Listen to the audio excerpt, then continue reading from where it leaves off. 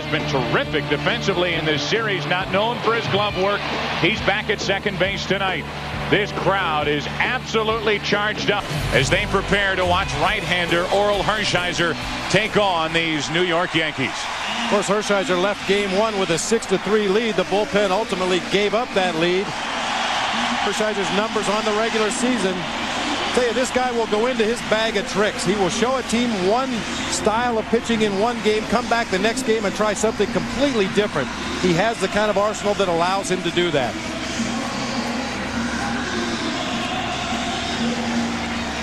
I think the difference in Dwight Gooden and Orel Hershiser is that while Orel Hershiser needs to control the lower part of the strike zone, he can throw sinkers that look like strikes but aren't. He will come up later in the game. That's because the legs get tired. That is not unusual for a sinker ball pitcher.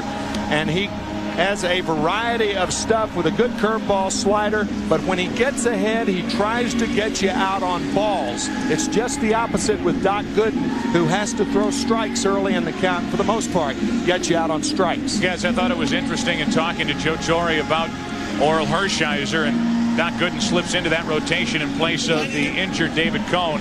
Joe Torre talking about how odd it was to face the Indians the final 3 games of the regular season, then turn right around and take them on in the division series. And he said Orel Hershiser pitched against us in one of those games and was one way. And now here tonight, even opposed to game 1 of this series, he might be the complete opposite as he takes on these New York Yankees. You look at head-to-head, 6 career matchups between Gooden and Hershiser. The numbers, the ERA, the thing to concentrate on. And the wins for Hershiser, 3-1 in his career head-to-head meetings with Doc Gooden. And 8-1 in postseason. He was not the loser in game 1. It was a no decision. Tim Raines first up.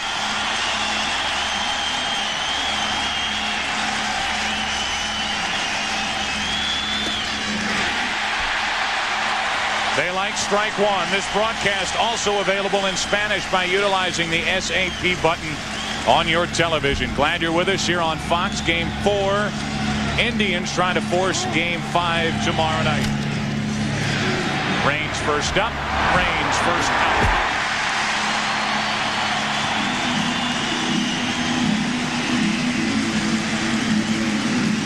You never know what's going to happen. But not since the 1988 postseason have I seen that look on Orel Hershiser. Of course, he's 39 years old. He does not throw as hard as he used to, but he has got that look tonight. Yeah, having the competitive fire and the knowledge to know what to do doesn't do you a lot of good if you physically can't do it. That's right. But this guy can get locked in with the best of them. Derek Jeter, strike one.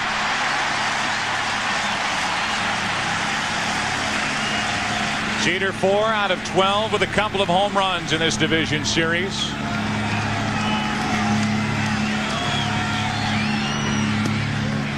A ball and a strike. Greg Kosk is the home plate umpire with Dave Phillips, the crew chief at first. Rocky Rowe, Dale Ford, Tim McClellan, and Ken Kaiser joining him as the men in blue. To third, fair toward the corner. Extra bases for Derek Jeter. Digging it out is Giles, and it's a one-out double for Jeter and the Yankees. Well, we talked about how hot Paul O'Neill has been in this postseason. Derek Jeter really stinging the ball as well. Jeter has an amazing ability to alter his swing after he starts it. Once again, much like the home run in game 1, he pulls his hands in close to his body to make sure and get the head of the bat on the ball.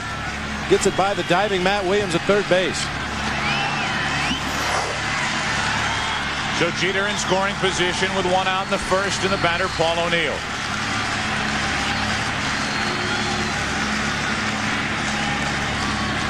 Two home runs in this series, 4 out of 11.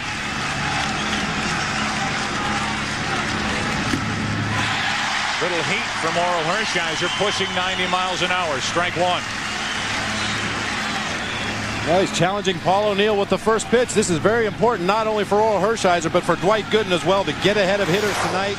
Charles Nagy last night, very tentative, worked around the edges of the zone, walked 6 batters. Hershiser has to be more aggressive in the strike zone tonight.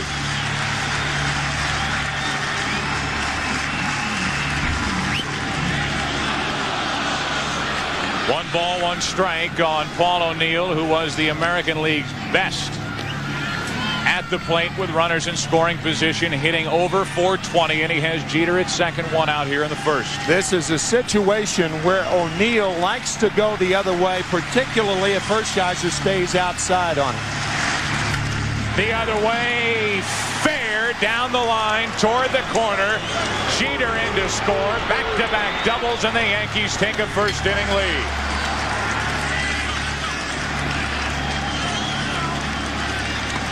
He led the major leagues in hits to left field with 66. Nobody does it better than Paul O'Neill. Breaking ball outside part of the plate, and he peppers that left field line.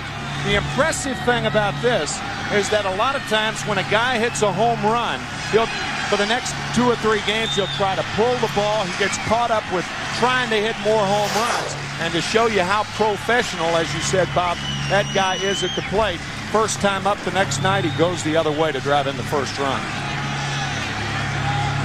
Yankees on the board here in the first inning, and now Bernie Williams with O'Neill at second. Takes low for ball 1. Only 1 hit so far in this series for Bernie Williams.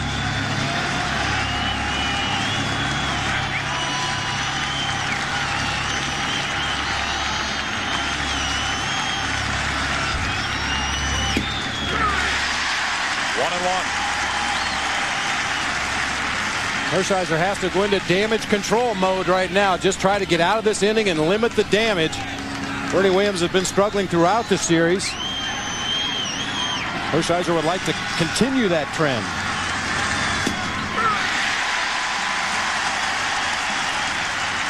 A lot of movement on that sinker from Orel Hershiser. Starts the pitch inside off the corner, tails back over the inside part of the plate. Bernie Williams giving a little bit in the batter's box.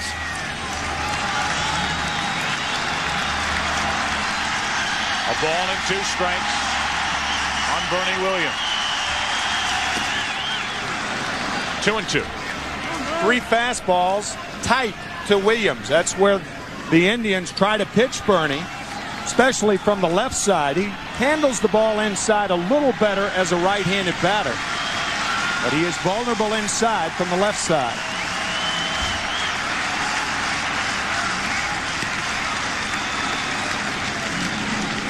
And you can see Hershiser perspiring freely out there on the mound. A very unusually muggy night for October here in Cleveland.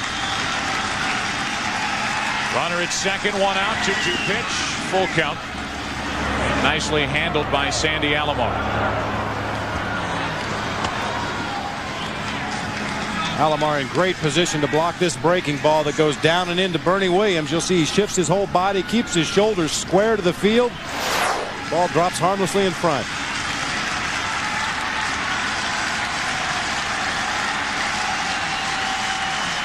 From 1-2 to 3-2.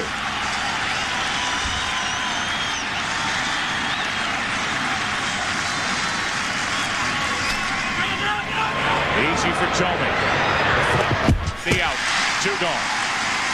Over to third, O'Neill. And you get a pretty good idea about where Orel Hershiser is going to pitch Bernie Williams. 5 of the 6 pitches were inside because Bernie's vulnerable in there.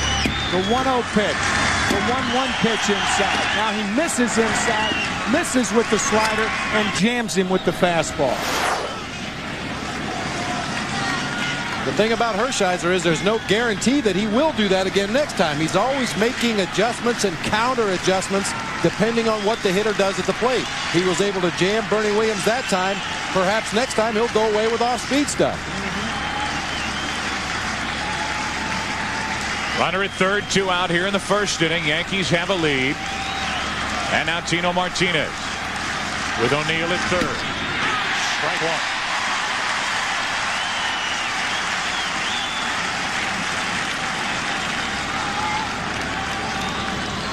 Tino Martinez, a middle zone high ball hitter with the exception of the fastball up and in or low and away. That's a big hot zone, though. He can cover a lot of the plate.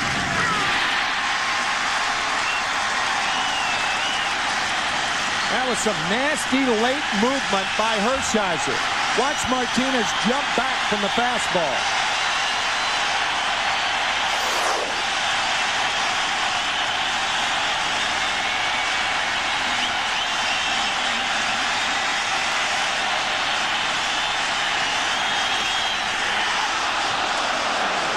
Greg Koss flinched, but did not ring up Tino Martinez. That's an umpire's balk right there. He was very close to calling that a strike. It's just a little up out of the strike zone. Watch Greg Koss's head.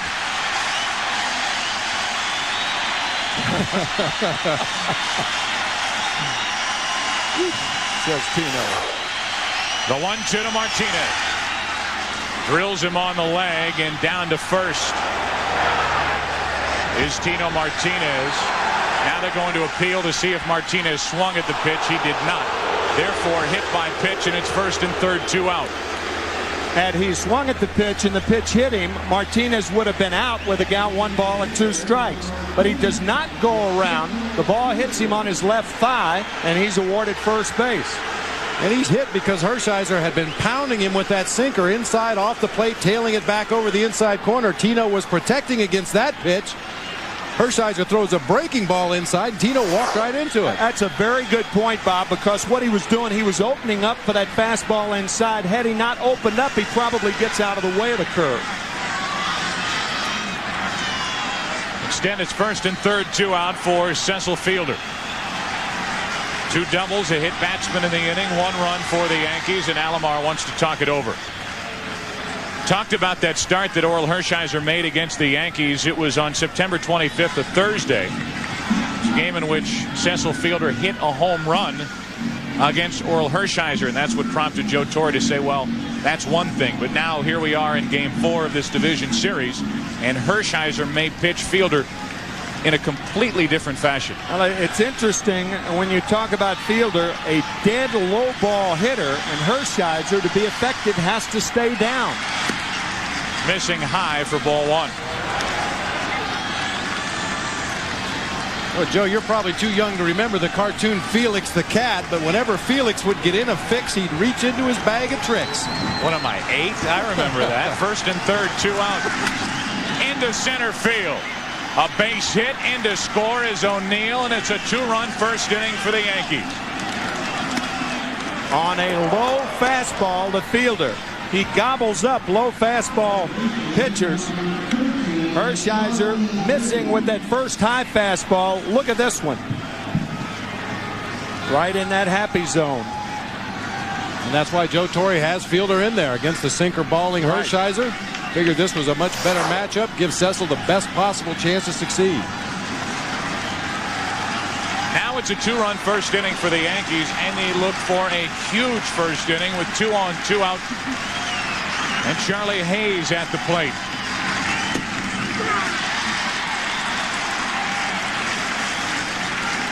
Charlie just 1 out of 7 with a run driven in this series on a sac fly in Game 2. Third start in a row for Charlie Hayes. 0-2. I know the Yankees have scored 2 runs. They have hit 3 balls hard, but Hershiser is a different looking pitcher tonight compared to Game 1. That is some nasty stuff he has out there, and you got to credit the Yankees thus far. They've hit him, and I mean hard. Little floater to left. They'll bring home Martinez. The throw from Giles. In time and out at the plate to end the top of the first inning. Ryan Giles guns down Tino Martinez. The Yankees get 2, and after a half inning, Indians coming to bat in a 2-run hole. With 2 hands. When you're feeling a ground ball, you don't feel it with 2 hands. You shovel the ball to the right, to the throwing hand, as Giles did. A fine 1-hopper to Alomar, and he makes the glove tag. Catchers don't like to do that, but he was forced to do it then. Bang, bang. And you saw Matt Williams right there decoying as if he were going to cut the ball off to hold the runner at second base in the event Martinez could beat the throw to home plate. Sandy Alomar throughout his career has not had a reputation as a catcher that likes to block home plate, but he hung in there very well on that one. Give you a look at the Indians starting lineup. They will lead it off with Bip Roberts, then Omar Vizquel batting second and short. Manny Ramirez in right. Jim Thome back in there. He's cleaning up. David Justice is the DH. You look at his numbers so far. Matt Williams at third. Sandy Alomar catching. Ryan Giles in left. And Marquise Grissom batting ninth and center. Doc Gooden, the right-hander, on the mound during the regular season. Won 9 games. Last year won 11. And he gets the start here in Game 4. And we talked about Doc Gooden earlier. No longer just a power fastball pitcher. He will throw curveballs. He'll throw sliders. He'll throw changeups. He'll sink his fastball from time to time, much like Orel Hershiser. Reach into that bag of tricks. Here's Bip Roberts leading off and taking ball 1. Who knows how many runs that throw by Brian Giles saved to end the top of this first inning. And the Indians have to ride that a bit. See if they can get something started here in the bottom half. It's 2-0 on Bip Roberts. He's been a handful in this leadoff spot. 2-1 from Gooden.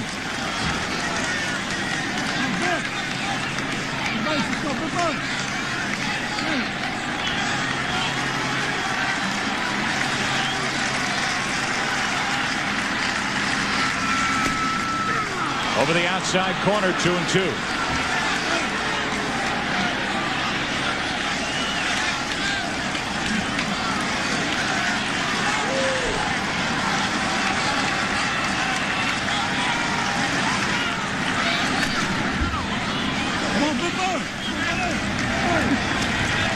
That was Jose Cardinal, who is responsible for outfield positioning of the Yankees, probably thinking that with 2 strikes, Bip Roberts more inclined to go up the middle and the other way, trying to protect the plate.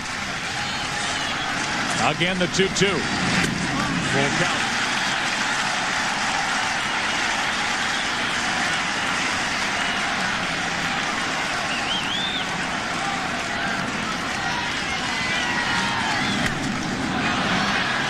Behind home plate. Girardi back to get it. Has a play. Makes a nice play. The leadoff man Roberts is gone here in the first inning. As you look at Doc Gooden making his 7th postseason start, keep in mind he's never won a game in the postseason. 0-3. And Doc Gooden really needs to work down in the strike zone as opposed to earlier in his career. Location on the breaking pitches is very crucial. The slider to go along with the good curve.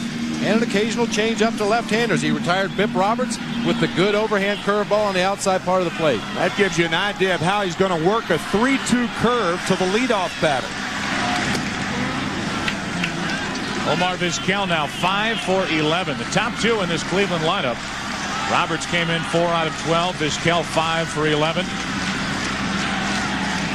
Ben Ramirez hitting in that crucial third spot. Only 2 hits. Now 2-0 on Vizquel.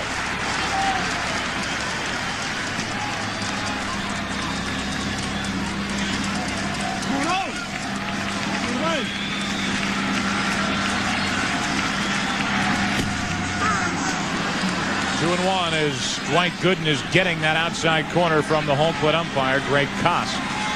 And you'll see Gooden has a little bit of a tail, a little bit of a sink on that fastball. Not as drastic as Hershiser, but it is not a straight fastball. Again on the outside corner, 2-2.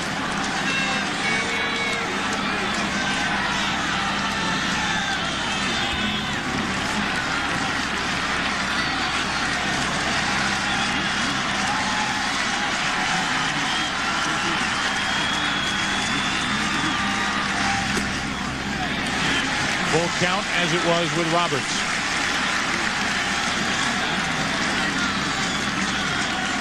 He threw a 3-2 curveball to Bip Roberts leading off the ball game. See if he'll do the same thing to Omar Vizquel. Fastball base hit into left center. Vizquel thinking 2, but thinks better of it. Nice play by Raines, a 1-out single.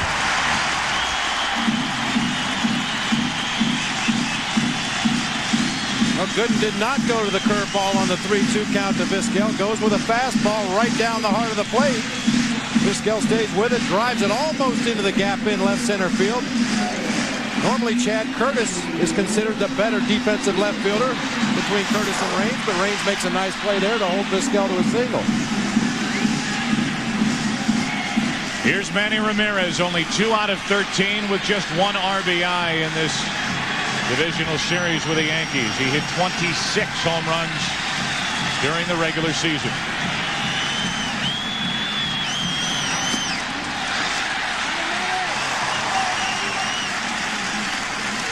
Manny Ramirez loves the ball down and in. That is his long ball territory right there. Not quite that far in. Get the idea. That's his hot zone. You can jam him, but you have to jam him on the hands. He's a perfect candidate for what they call going up the ladder. Try to get ahead of him and then throw each pitch a little bit higher than the one before, especially on the inside part of the plate. Gooden has fallen behind each of the first 3 hitters. 1 on, 1 out.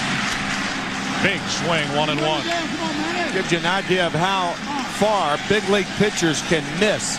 You saw the pinky from Girardi. He wanted the fastball outside. He sat outside, and the fastball tails back inside to catch the inside corner. Doc only missed by about 1.5 feet with that fastball. But fortunately for him, he missed into one of those blue zones that we just saw on the scouting report. That's right. Should be a pickoff attempt at first base.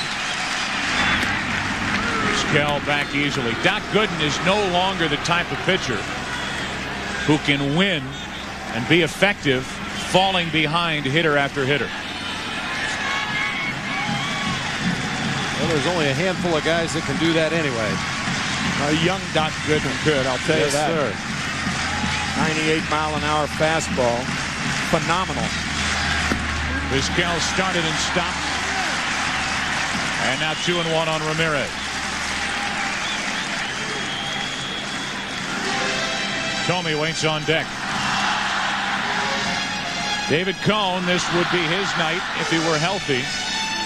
Still bothered by that sore right shoulder and really doesn't know what the rest of this postseason holds. Neither does Joe Torre. Ramirez takes ball 3.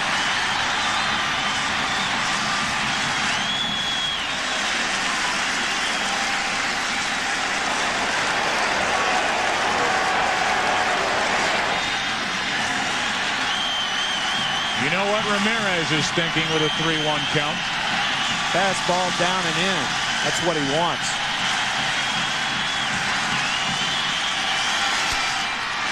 Little flare to center. Williams is there. Bernie puts it away. 2 out here in the first inning, and back to first Vizquel. Well, that's what Bob and I were talking about. He's a low ball hitter, but if you lift that ball up about 6 inches, that gets in his kitchen. Even looking for the fastball, you can see belt high on the hands, hits it on the trademark for the out. Now you lower that pitch about like that, put it in that low zone, and I'll guarantee you he rifles that ball, but that's a big 6-inch difference. Now Tomey, who was surprised not to find his name on the lineup card for Game 3. As were some Indian fans, considering he hit 40 home runs during the regular season, but he's back in there tonight.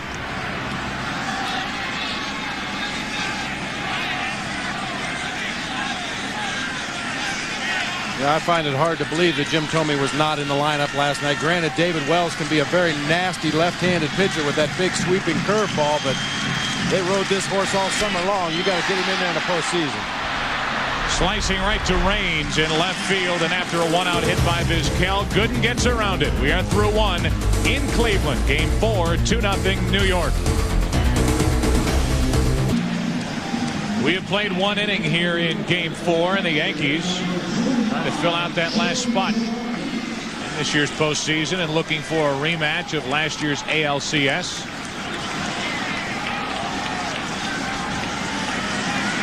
Congratulations to the Baltimore Orioles as they took care of Seattle. Seattle Mariners earlier today.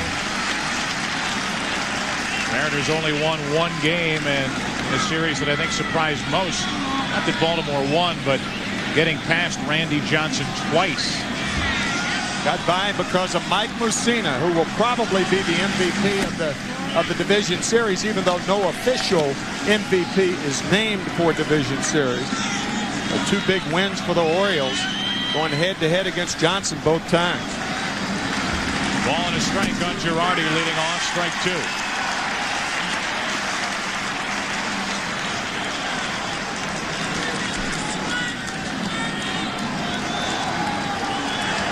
Joe Girardi susceptible to breaking balls low and away when he falls behind in the count. Down and in, and a ground ball to short for Vizquel. Leadoff man is gone in the second.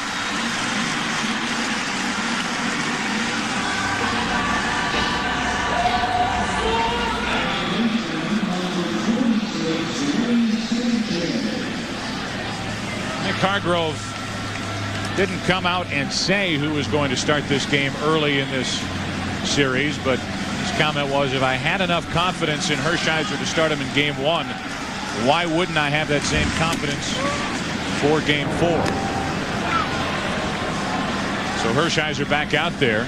Orel feeling he probably could have stayed in that first game in New York. Did not get through 5 innings, and the bullpen eventually blew a lead. The Yankees came back to win it.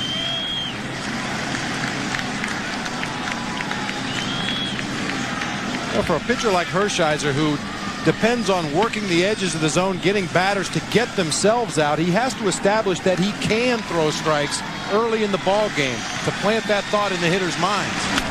Sanchez up the middle, a 1-out hit. He's now 3 out of 10 in this series. A wide turn, but back to first. Aggressive play by Grissom out in center.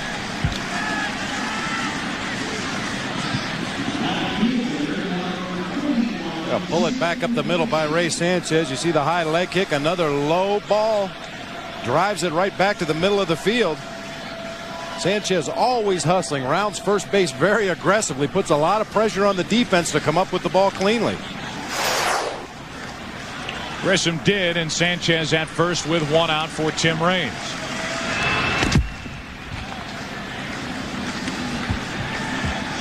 You look at that turn at first base. If you're an outfielder, the guys in the infield right about now are screaming at you. Get it in, get it in, get it in. Sometimes that forces you to hurry and make a bobble. Strike 1 on Tim Raines, who grounded out to the right side his first time up.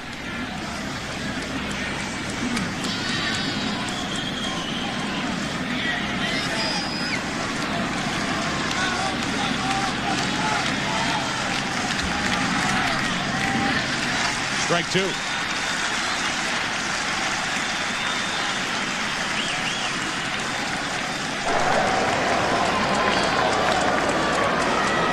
Jeter, who started that 2-run first inning rally with a double, waits on deck.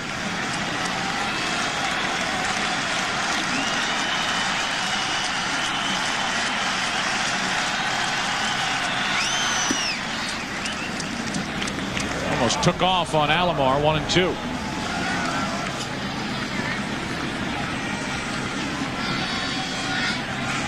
Looking down, he got it up and away.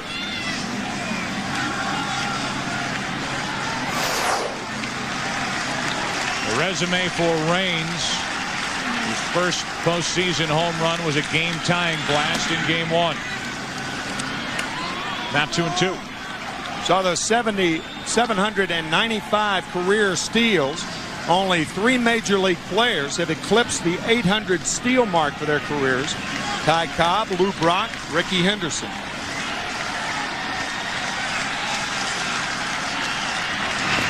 Make a pretty good relay team, wouldn't it? Would it ever? Ooh, man. Throw Raines in there, too. Here's Tim Raines throwing one off the facade of the third deck in Game 1. Out of the 6th inning, that 5-run 6th inning. That was the first of the back-to-back-to-back. Another check on Sanchez. And career against Hershiser.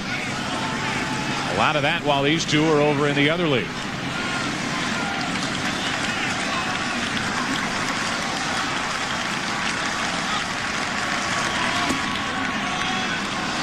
0-2 to 3-2. Look for Sanchez to be running here. That's an easy call with Derek Jeter on deck. With one out, what you ideally want, first and third. That's the end result more often than not when you send the runner. There he goes, and the ground ball to first. The only play for Thome is to step on, 2 out. And down to second is Sanchez.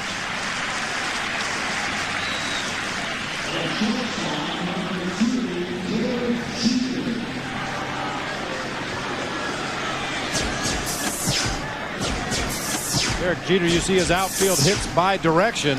Early in the count, he's more of a pull hitter. Once he gets to 2 strikes, he will use the whole field. And we saw him his first at bat alter his swing, pull his hands in close to his body, and snap hook one down the third baseline. So Chambliss is hitting coach. Jeter looking for the 2-out hit into left field. He found a 2-out hit. Another chance for Giles, and they won't even test it. Even with the wide throw, and it's first and third, 2 out.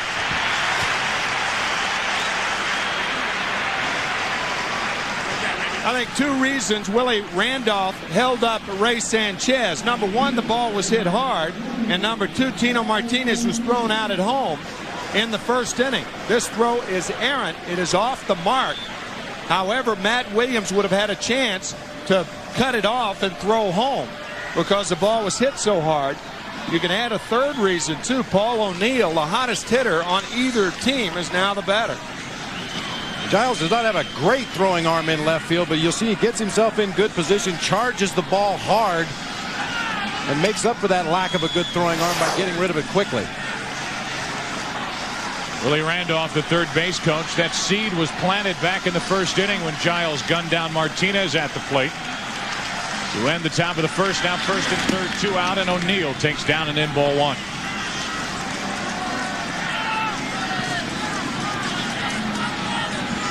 Two hits in the inning for the Yankees and already 6 in an inning and 2/3 against Hershiser.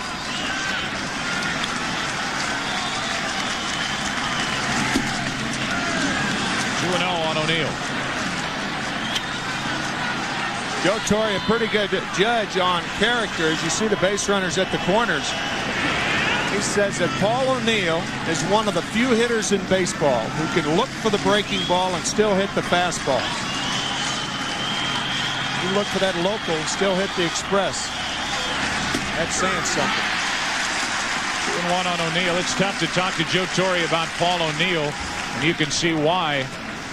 I was going to say is a smile just creeps across the face of Joe Torre when O'Neill's name is mentioned, and why not, with the Yankees compared to his years with Cincinnati. And this is a year, to be even more specific, his first time over 100 RBI. And up on the count here, 3-1.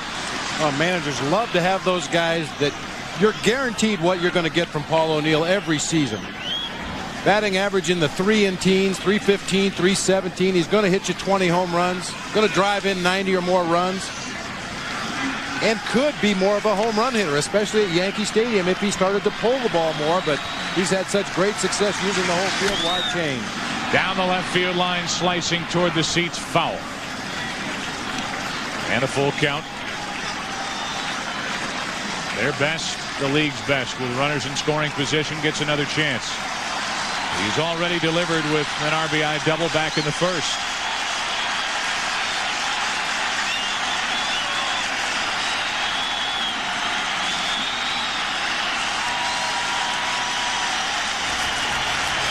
Jeff Gooden, the right-hander, getting ready for Cleveland in their bullpen.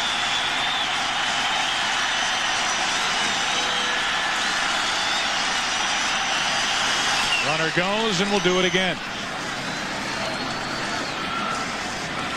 That is infuriating to a pitcher and to a catcher when you make a pitch like that and have a hitter foul it off. You want him to put that ball in play, but the good hitters foul those pitches off like that. The bad ones put it in play. And last night O'Neill fouled off a couple of tough changeups from Chad O.J. before hitting the home run to dead center field with the bases loaded.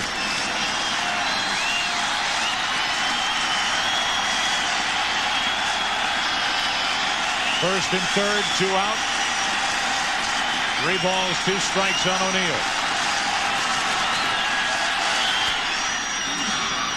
Another one. Did it again. Out of the same chapter.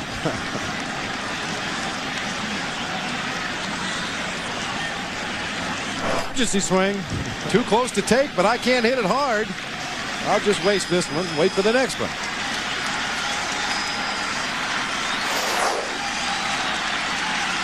With every 3-2 pitch, Jeter is running from first. Hershiser trying to keep this a 2-run game.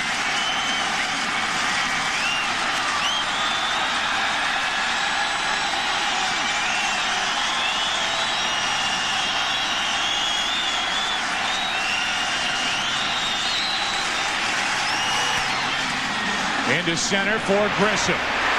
Back to get it to end the inning. Yankees get 2 hits. Held a runner at third for O'Neill. He flies out to end the top of the second. 2-0 New York. Shot of the Rock and Roll Hall of Fame here in Cleveland. Tonight's overhead shots are courtesy of the Goodyear Blimp Stars and Stripes, based in Pompano Beach, Florida. At the controls, Captain Dick Ash from Fort Lauderdale, Florida. Glad they're with us. Glad you're with us. Bottom of the second, 2-0 New York. Justice, Williams, and Alomar coming up.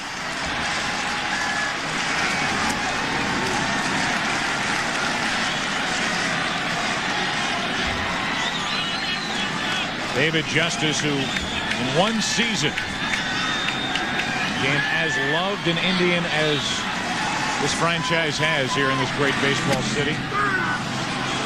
Justice didn't like the call 1-1. You know, so much for making an adjustment to a new league and new pitchers. The 329 average, 33 bombs, 101 RBIs. Took him about 2 days to adjust the American League. 2-1. Both he and Matt Williams adjusted, did David Justice and Matt. There have been 7 players that have gone from the National League to the American League and in the first year hit 30 or more home runs. Justice and Williams did it this year for the Indians. Justice went. Did he? And instead of 3-1, it's 2-2. Well, according to Tim McClellan, he did. Yeah, okay. And check it out. His opinion's the only one that really matters. True. It does appear that the bat head gets out in front of home plate.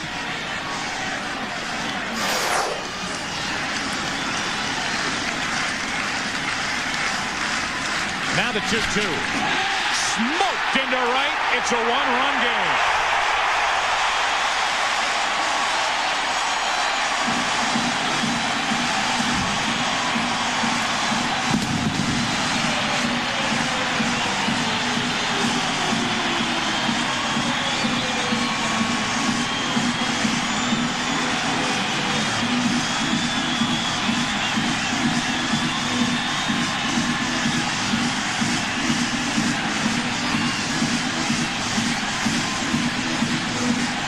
Like an inside heater. Joe Girardi, the catcher, watches it go. And did it go?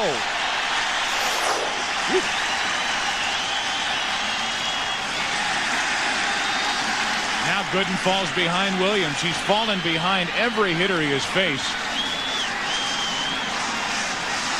We're only in the second. But it's a bad formula if Doc Gooden wants any success here tonight.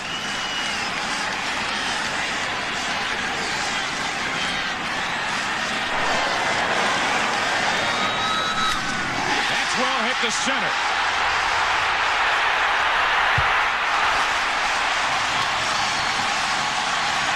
Williams with a double.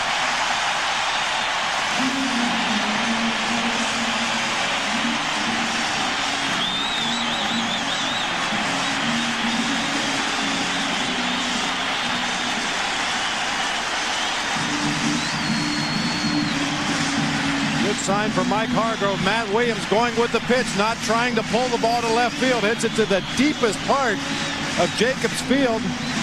About a quarter of the way up the wall out there. Williams plays it on the hop off the fence. Matt Williams on at second with a double.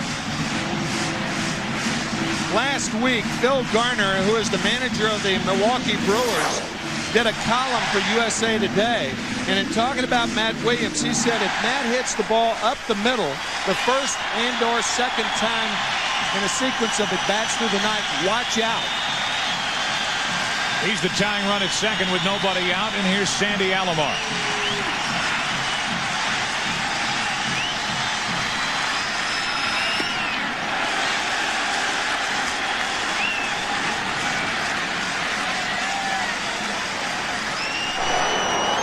Thinking a little further, when guys are hitting the ball up the middle, they are prepared to hit the ball anywhere. They can pull it, they can hit it the other way because the shoulder is in the proper position to hit.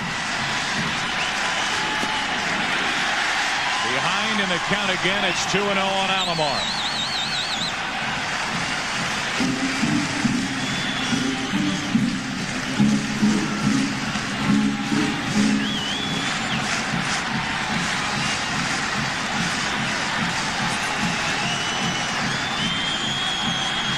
Tying run at second, Matt Williams, nobody out here in the second.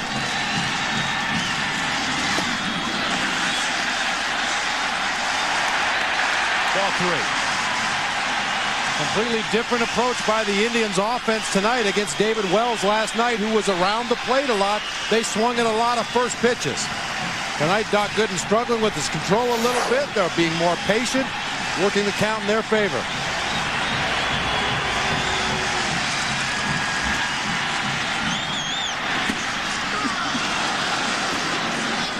Remember what we said in the opening. Torrey would sooner rather than later go to the bullpen. Well, Stottlemyre with the call to probably Ramiro Mendoza, but not necessarily. He was the winner in game 1. It is Mendoza, runner at second, 3-1. Now a full count on Alomar.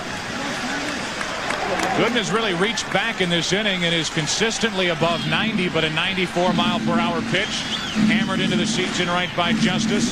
Again, 94 miles per hour off the wall in center off the bat of Williams.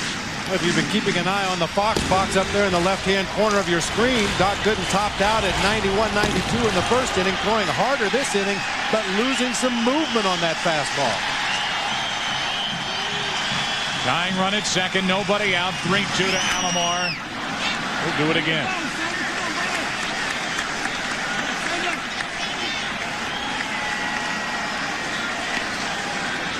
This has been a breakthrough season, to say the least, for Sandy Alomar Jr. First 7+ seasons in the big leagues. Hit an average of 270, 324 this season, 21 home runs.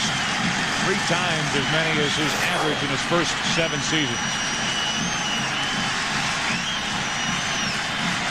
Here, at the least, he's trying to advance Williams over to third. Still 3-2.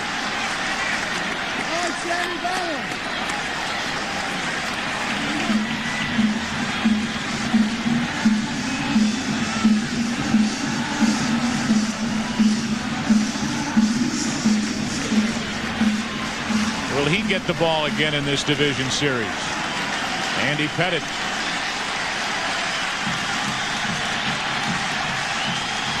Tying run at second, nobody out. Jeter circles it. One away, and Alomar did not advance the runner. Doc Gooden has had a tough time challenging some of these Indian hitters. That's a no-no, according to his manager, Joe Torre. You know, we had visited with Doc several times, not during the postseason, but earlier when Mel and I both wanted him to change the way he approached pitching. And since that time, he's been a lot better. And he just needs to go after people, trust his stuff, throw strikes. I think every manager feels that way about it. You know, pitchers, that sometimes they give the hitter too much credit. A leadoff home run by Justice here in the second, followed by the double by Williams. Ground out by Alomar, and now Giles takes a strike. I think that's what Doc has to do. I don't think he's using his curveball enough in this ball game. His curveball right now is his best pitch. He's always had a good curveball, and now he depends on his curveball.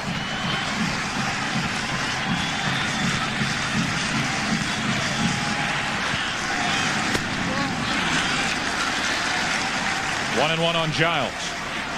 You saw a common mistake there that a lot of major league pitchers do. He threw a great curveball for strike one to Giles and then tried to throw a better one on the next pitch. Left it up high.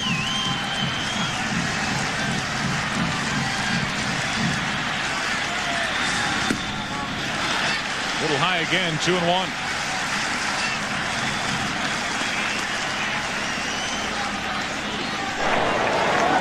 Feeling this is going to be a struggle for each side tonight. Hershiser's already allowed 6 hits, and Gooden has had a long second inning.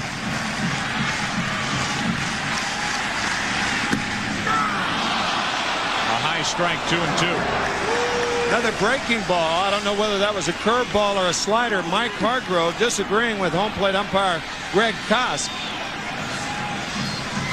Yeah, that was another curveball. As you said, Bob, the best curveball he threw was the first one, and he has really missed with the other two, even though he got the call then. Tying run at second, 1 out. There's a breaking ball, and Gooden doesn't get the call. 3-2, and he wonders where was that pitch. So does Joe Torre. Now this looks like a better one than the pitch before. Man, that's a hammer right there.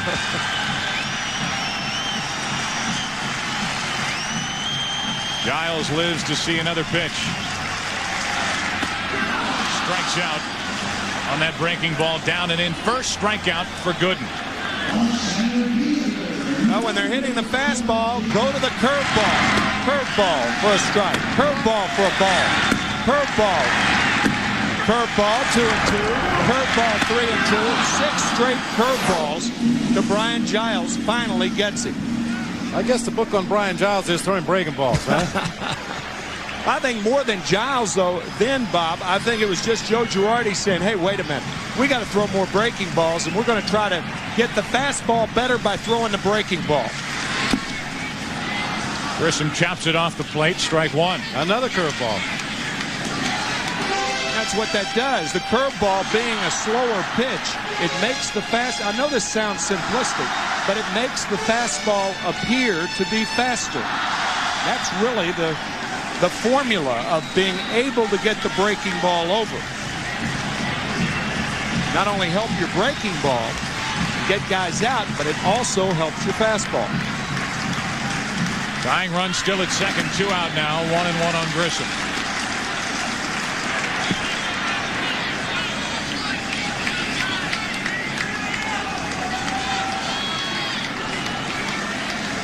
Hitting over 300 with runners in scoring position this season.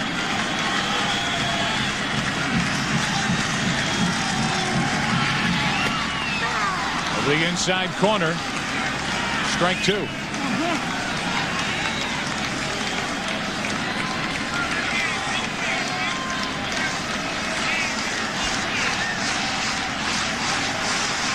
That was Orel Hershiser talking to his pitching coach Mark Wiley, trying to figure out how to find that strike zone consistently and get ahead of the Yankee hitters.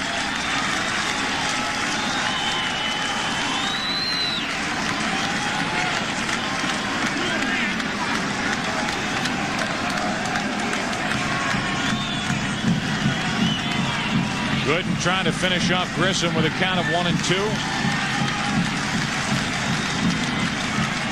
Grissom trying to tie it with a hit.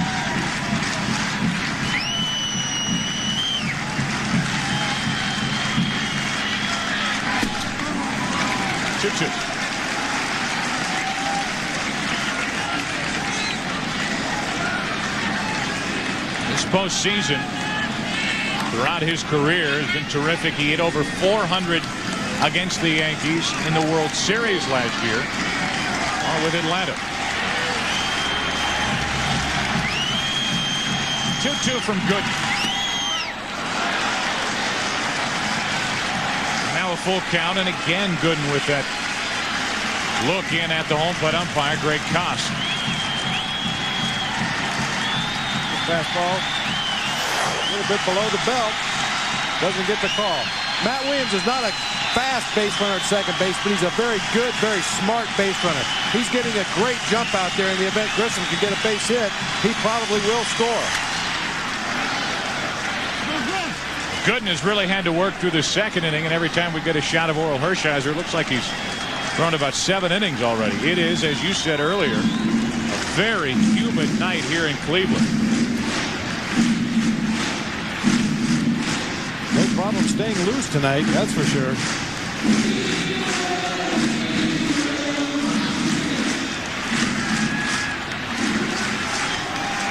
This will be the 27th pitch of the inning coming up for Gooden. Trying to protect what is now a 1-run lead.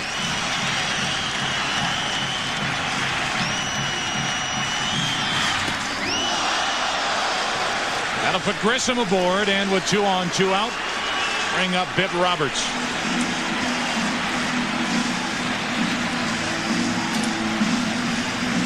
After showing Grissom those curveballs early in the count, goes to 3-2 and runs a fastball right up under his chin. That's when you don't want to be leaning out there looking breaking ball. You may be able to think outside, but don't lean out there.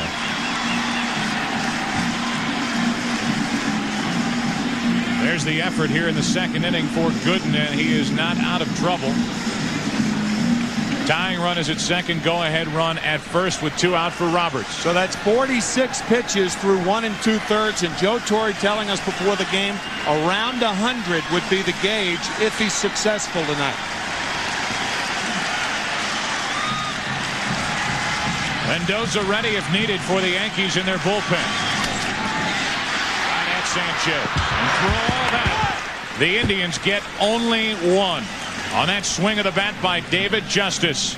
He goes deep to right and cuts the Yankee lead in half. Back for inning number 3 after this from your local Fox station.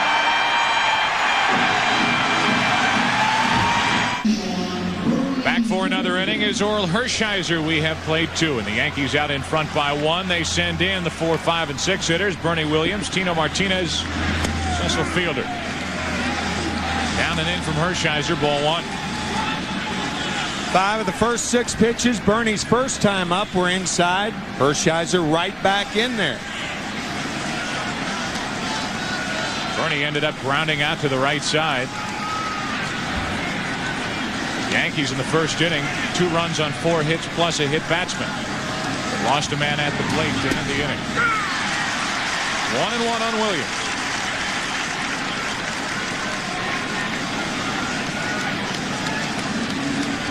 Tino Martinez next. Bernie Williams now 1 for 10 in this series. Gooden changed 2-1. What you were talking about, Bobby, showed him the fastball inside, and then he went away with the change, away with the side door breaking ball.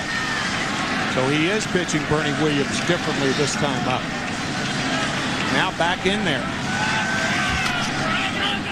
And the 1-hopper to Tomey. Williams is gone to start the 3rd. Well, if the Cleveland Indians win here tonight, it will be necessary tomorrow. It comes down to 1 game of the American League Division Series as the Yankees and Indians battle tomorrow night. Don't miss pivotal game 5 if necessary at 8 Eastern, 5 Pacific, right here on Fox.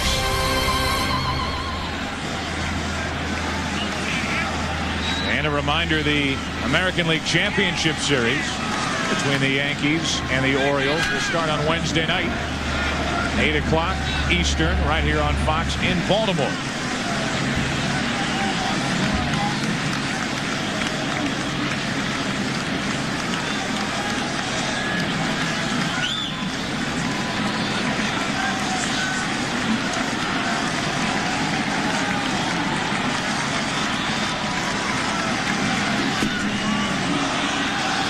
Hershiser not getting that pitch called a strike, and it's 1-1. Don't know why. Looked like that was right down Main Street. Alomar sitting up a little bit on the inside part of the plate, catches the ball right in front of his body, below the mask.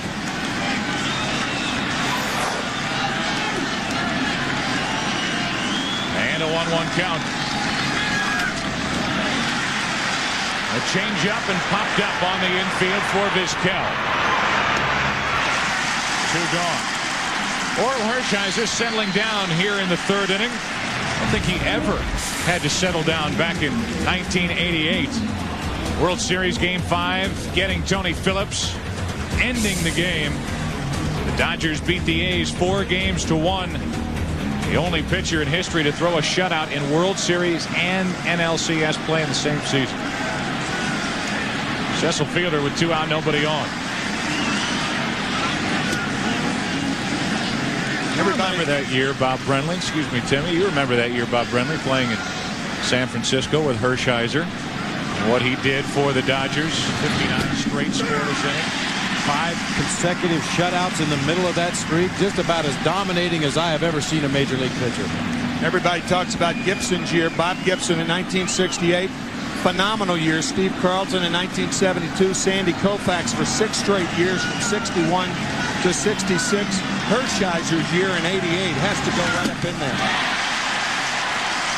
MVP of the LCS, MVP of the World Series, and a save in the National League Championship Series. Throws this breaking ball about a foot off the outside corner. Gets Cecil Fielder to chase a very, very bad pitch. That's what we were talking about earlier in the game. If Hershiser's in the strike zone, he can get batters to chase pitches out of the strike zone. Like that, the ground ball to first. Tomey picks it up, and his first 1-2-3 inning of the night. Hershiser trying to settle down. Bottom of the 3rd inning. Indians to the plate, down by 1. Bottom of the 3rd inning. Dwight Gooden back to work. Vizquel, Ramirez, and Tomey walking to the plate in this inning for Cleveland. Indians down by a run.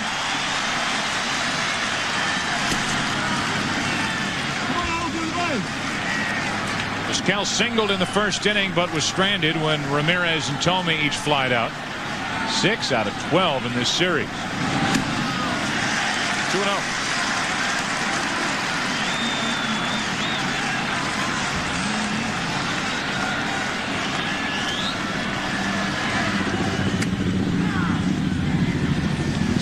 Strike. You notice the Indians, and Joe Torre certainly noticed that. To elaborate on a point we made earlier, they're running a lot of deep counts against Doc Gooden. As opposed to last night against David Wells. 2-2.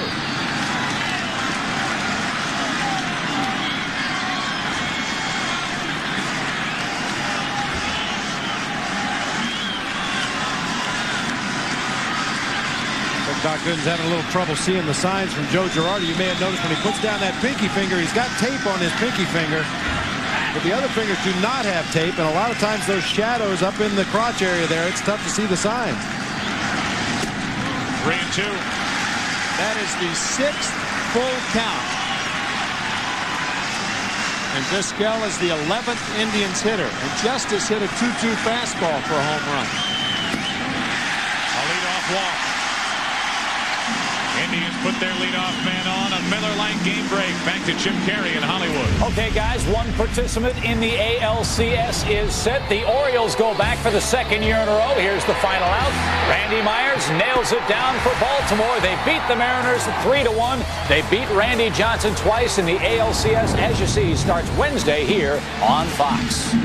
Thank you, Chip. Bordick making that final play. And while we talk about Vizquel, the Indian shortstop being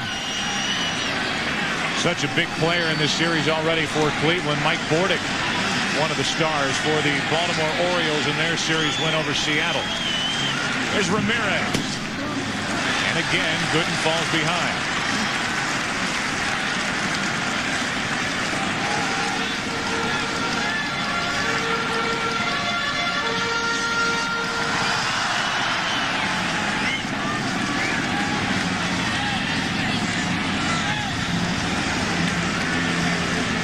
Yankees leading by a run.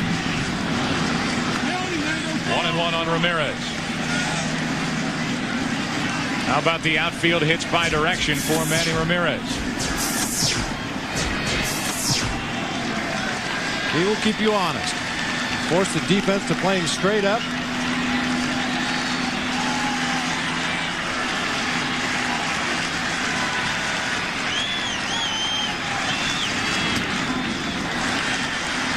2 balls and a strike. Now, the pitch before that curveball from Doc Gooden was a fastball down, but a little bit out over the plate. If that pitch had been inside a little bit more, that would have been in Ramirez's happy zone. But because it was out over the plate and down, he wasn't able to get to it. Another pick off to first. I'm starting to pick this up now. I'm thinking right along 5-1, throw to first. That's it. You know, different teams use different signs. The standard sign used to be you just kind of stuck your thumb out and flipped it over towards first base, but a lot of the alert base coaches actually could see the muscles move in the catcher's forearm, and they could read that pickoff throw to first base and relay it to the runner. Vizquel starts and stops as Ramirez flies to center. Ramirez the first out here in the 3rd inning, and now 2 out of 15 in this series.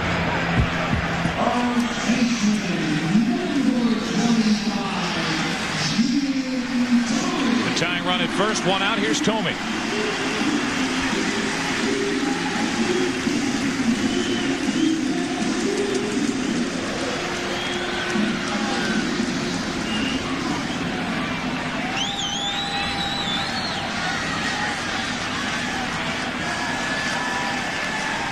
Gooden trying to get around a leadoff walk. He handed it to Vizquel. Strike to Tomey, and we give you our scouting report on Jim Tomey. Loves to hit with a man on first base where the first baseman has to hold the runner. Lightning quick, I'll say. Likes the high fastball primarily. And if you go up the ladder on him, you are taking a chance. It better be with good fastballs. You better go 2 rungs at a time. That's right.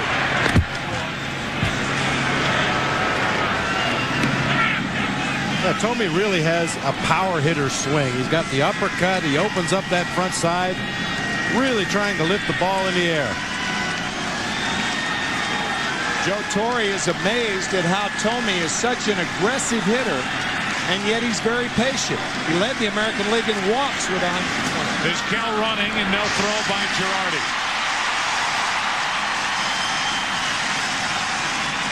The second stolen base in this series for Omar Vizquel.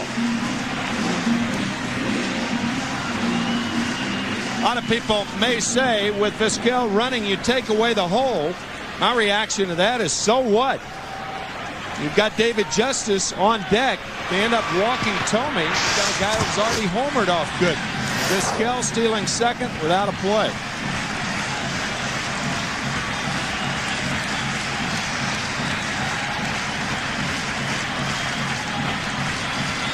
Tying run at second, 1 out.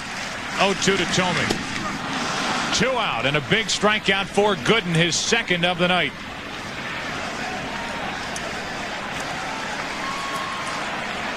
Time for a visit from Uncle Charlie.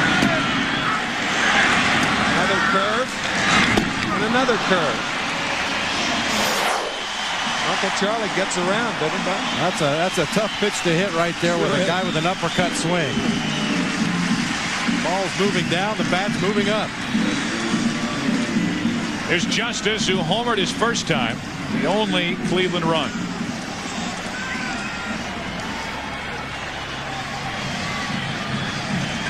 There's the tying run. Vizquel out at second, talking it over from a distance with Derek Jeter. Ball 1 to Justice. Back in the second, leading off. No doubt about this.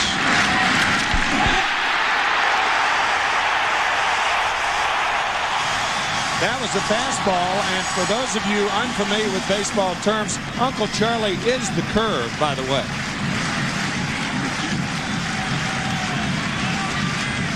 One ball, no strikes on Justice, now 2-0.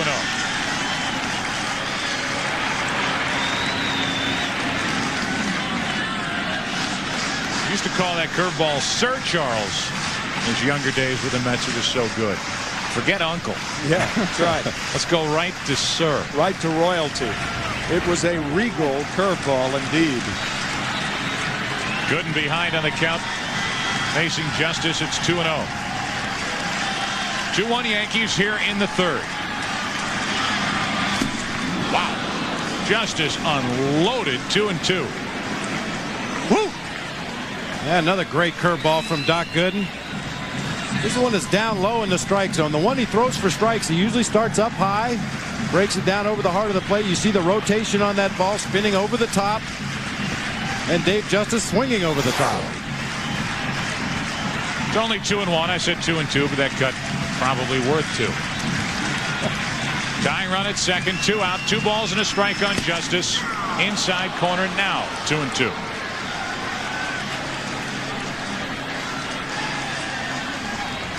Another curveball. Justice sitting on the 2-2 fastball the last time up, and now he doesn't know which way Girardi and Gooden are going to go.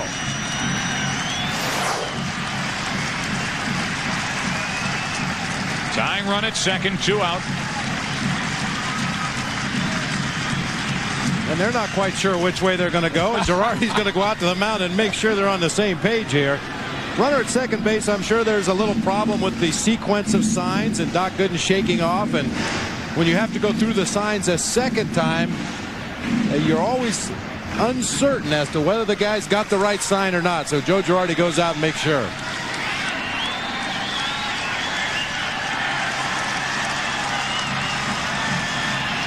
Girardi trying to help Gooden get through 3 here tonight. Tying run at second, 2 out, and now a full count on Justice.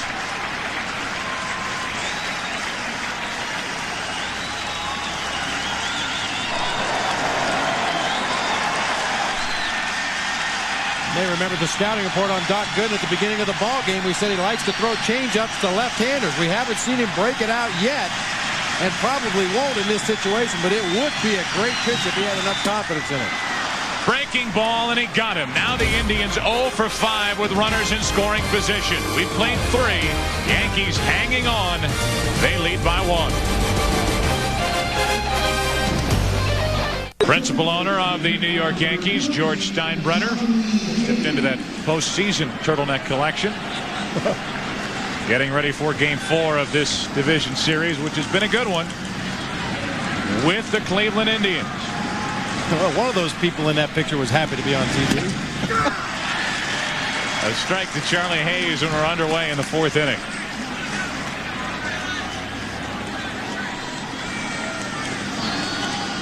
Charlie singled his first time.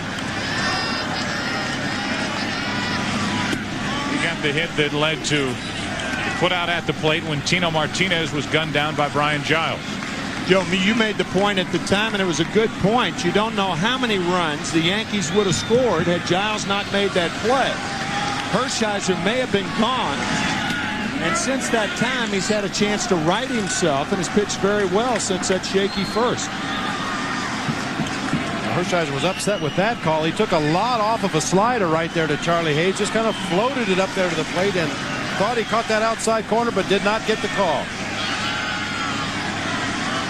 I think it factored into the scoring not only in the first, but in the second inning as well. Right.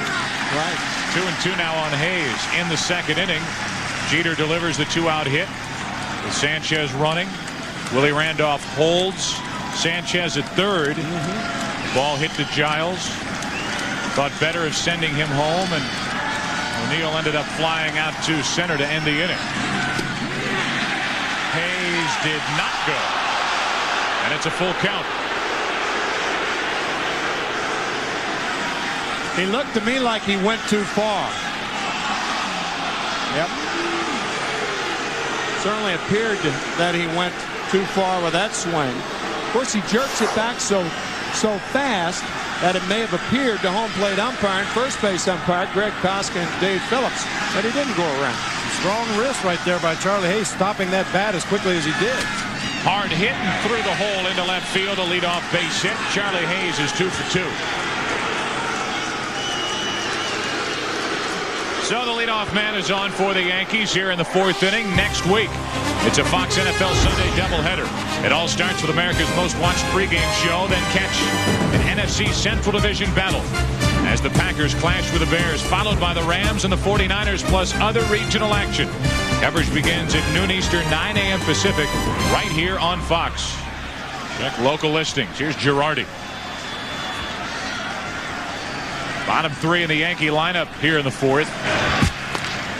Yeah, I have to figure that a hit and run is in order somewhere during this sequence of pitches from Hershiser.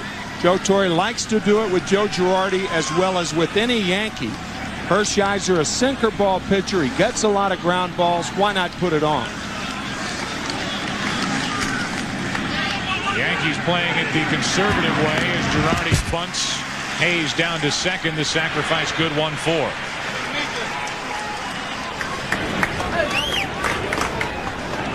Joe Torre opting for the sacrifice in lieu of the hit and run. Breaking ball.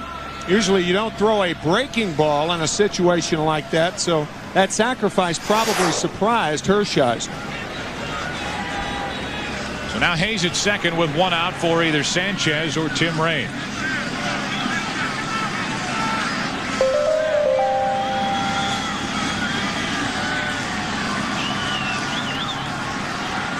Yankees lead 2-1 here in the fourth inning. Another bunt. Hershiser has to play the spin and makes a heck of a play for the second out. Not only that, Charlie Hayes stays on second base. Joe Torre upset because he bunted him over for Sanchez to drive him in, not bunt him over again. You can see Torre shaking his head. Fine play by Hershiser. You can kind of understand Charlie Hayes. He's as surprised as anybody. You can't really tell on a ball like that whether it's high enough for a pitcher to make a play in the air. Hershiser barehanding the ball and throwing out Sanchez. That's a bad play by Ray Sanchez, in my judgment. I agree with you, Tim. You waste the batter. You waste Joe Girardi sacrificing the runner to second base for a reason, to set it up for the next two guys in the order. Yep. And I agree with you also about Charlie Hayes not having any other choice. He had to freeze at second base when the ball was popped into the air. So now with a runner at second, Hayes, two out. Here's Tim Raines. In the way, Sanchez, by bunting, is going to throw it on the shoulders of Raines either way. Right. Strike one on Raines, who's 0 for 2.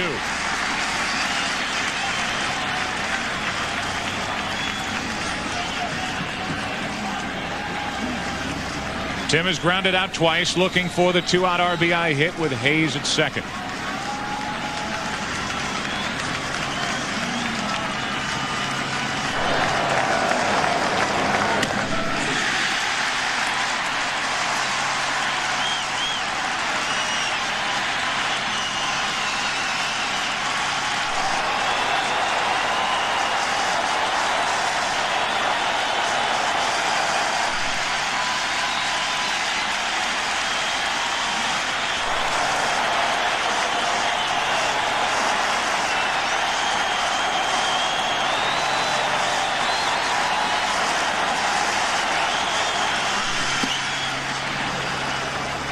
One and two on Raines. Well, there's Hershiser once again trying to lead a batter out of the strike zone. Throwing that sinker off the outside edge, having it tailed down and away. Trying to get Tim Raines to chase with 2 strikes. The night so far with runners in scoring position, Yankees 4 out of 7. Although they lost a man at the plate and held a man at third. Inning over. The Yankees waste a leadoff hit. Matt Williams will lead off the bottom of the fourth inning. Going there, the Yankees still lead 2-1. Young Jarrett Wright, 21-year-old right-hander who was so good in Game 2. The rough first inning, the 3 runs, 3 walks. Settled down, and he ended his night by striking out the side in the 6th inning. Here's Gooden in his night so far as he protects a 1-run lead into the bottom of the 4th inning.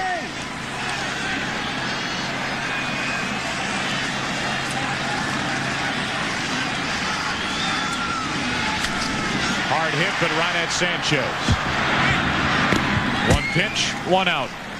Well, as we go along here tonight, we're in the 4th inning. You wonder how Joe Torre and Mel Stottlemyre will assess the work of Doc Gooden. We asked him about that very question. I think it's hurt Doc, even though he's been able to overcome some of it, is that he's gotten a little, I don't want to say cautious, but I think he tends not to trust the stuff enough. And the last couple of 2 or 3 outings, he's gone out there and thrown strikes, and it's always evidenced by his pitch count. A strike to Alomar with 1 out, nobody on.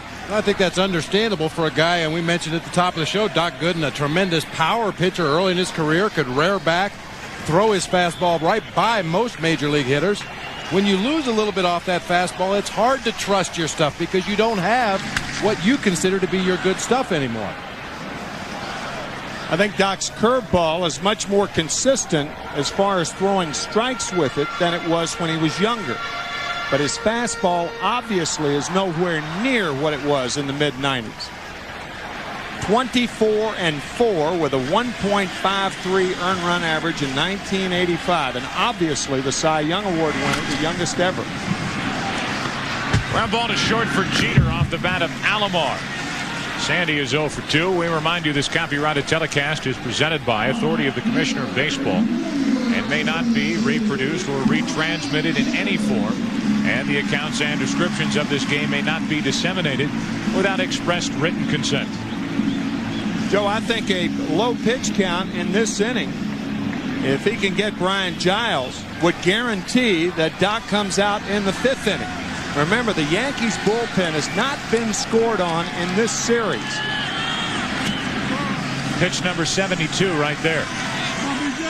Joe Torre saying right around 100. So if he has an economical inning here in the 4th, he could pitch the 5th conceivably, be right around 100, and then let the bullpen take over. No action in that pen right now. That missed the inside corner. And it's 2-0 on Brian Giles. Well, there's nobody throwing in the bullpen, but that does not mean there's no action. Yeah, right. You can bet they are keeping a close eye on every pitch that's thrown in this ball game, trying to monitor the locations, what's being hit. That's being hit into left.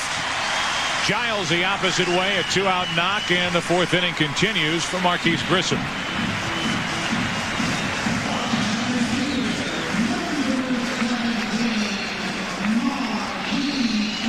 Take a look at Brian Giles shooting the ball through the hole in the left side of the infield.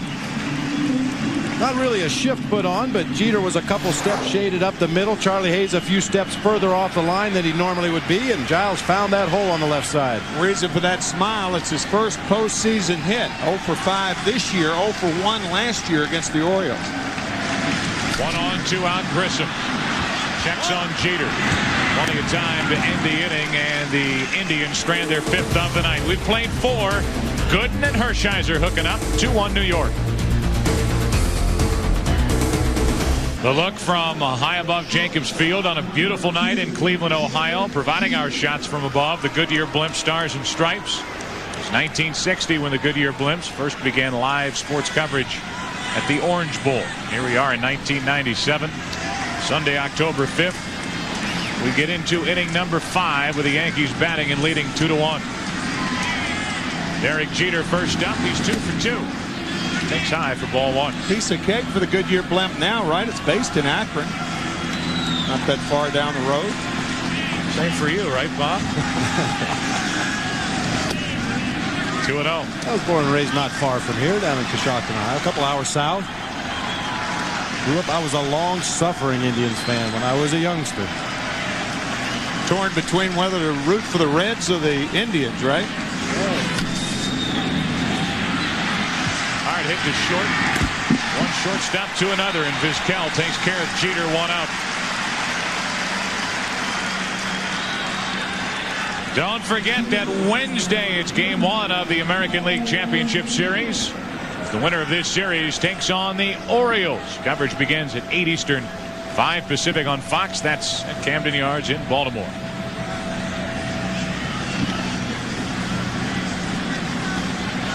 Game 5 of this division series, if necessary, tomorrow night here on Fox between the Yankees and India. Up the middle, kick save by Hershiser, 2 gone.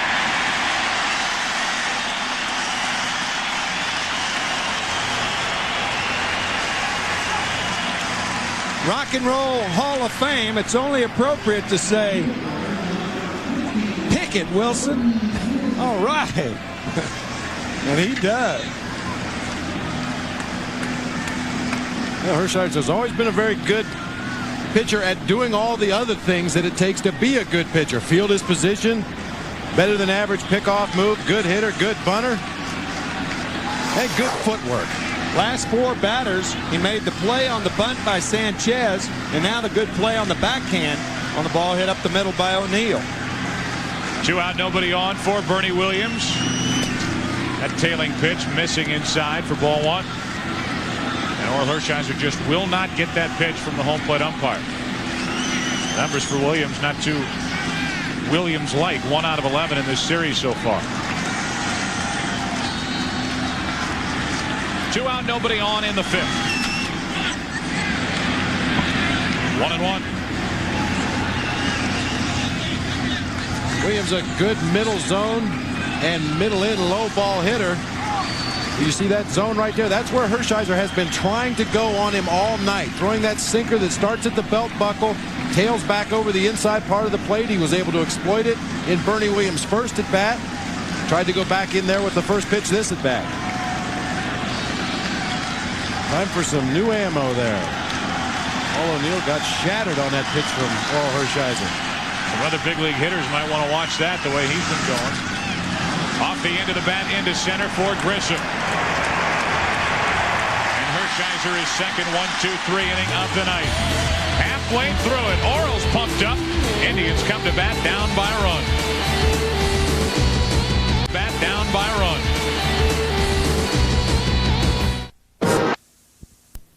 $1 million Gillette Strike Zone Challenge, where one fan will have the opportunity to throw a strike for $1 million. That's in Game 4 of the upcoming ALCS, which you will find here on Fox. 2 out, nobody on, and the Indians have to start getting production out of Manny Ramirez. 2 out of 15 as he digs in 0 for 2 tonight.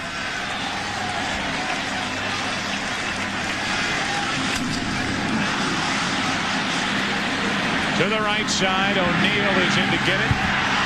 Ramirez 2 out of 16. Gooden a 1-2-3 5th. They're talking it over. They might run him back out there for the 6th. 2-1 New York.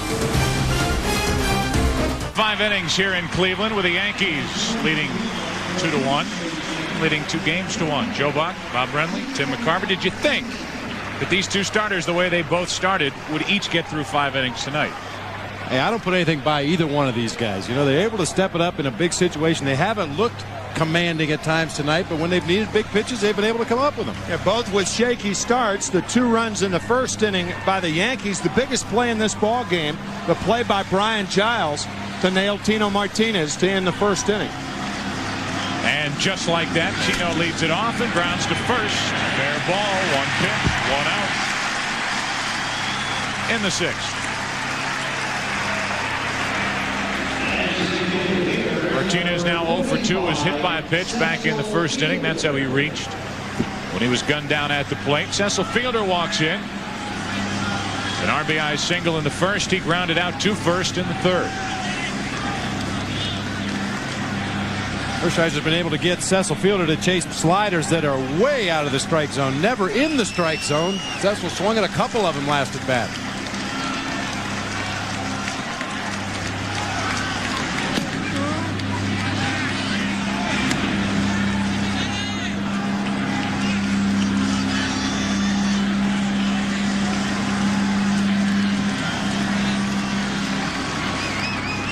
Hershiser has struck out only 1. Gooden, on the other hand, has 4 strikeouts tonight through 5 innings. The Yankees have out hit the Indians 7-4.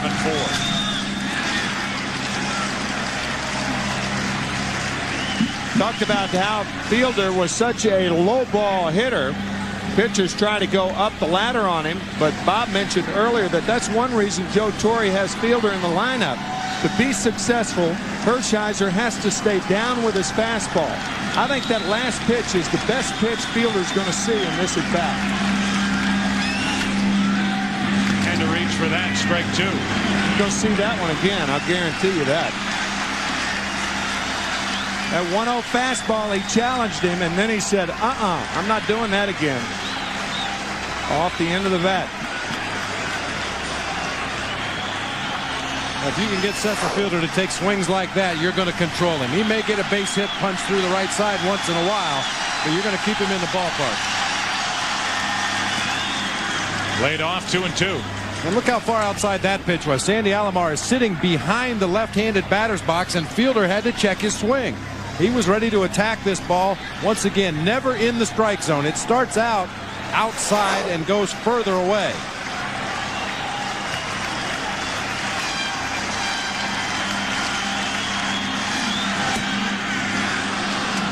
Full count.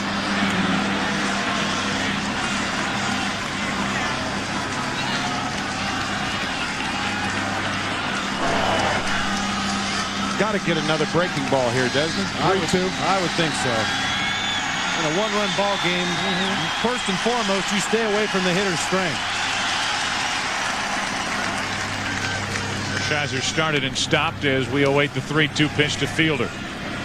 I wonder if that was a mechanical stop or whether he had a change of heart in the middle of the delivery and thought better about throwing that pitch.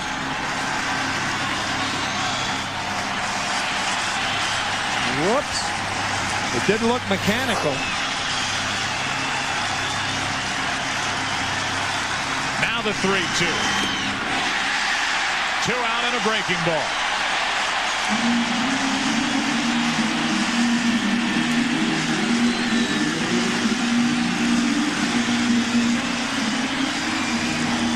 Actually, not a bad breaking ball to take a hack at. Hung up over the middle of the plate, but Fielder with the big swing, falling off balance, stumbling across the plate.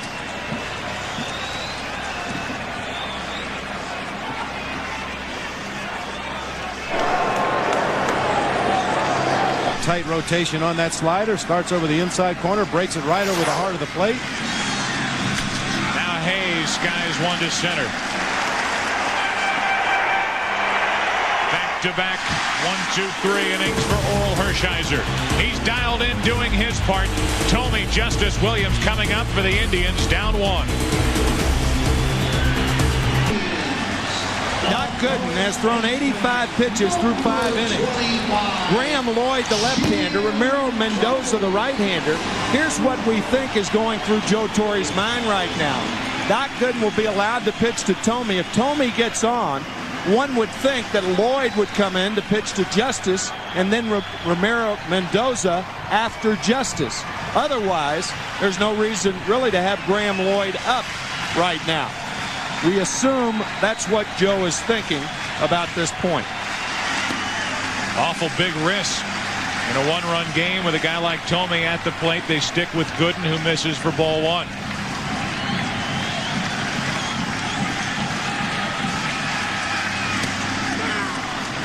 One and one. Now, see, that would be the other way to go, to bring in Lloyd, but Gooden has looked so good for the last 3 innings. Only 1 hit over the last 3, 2 base runners for the Indians. I think Joe's trying to bleed that hot hand for as long as he can.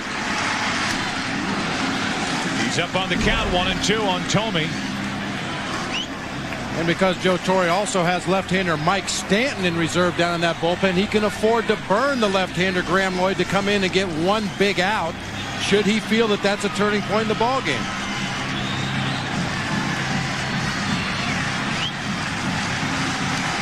Well, the David Wells complete game yesterday really gave the Yankees a chance to get a breather down in that bullpen. They should be healthy, fresh, and ready to go.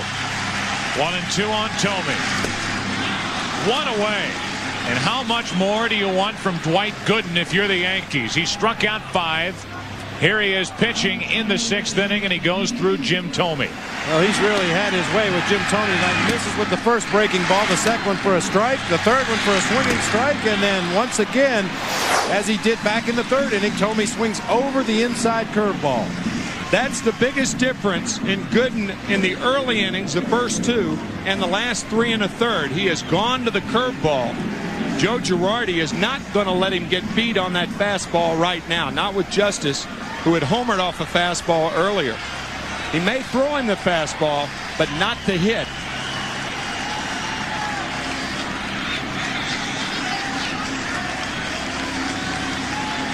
Two on Yankees in the 6th inning.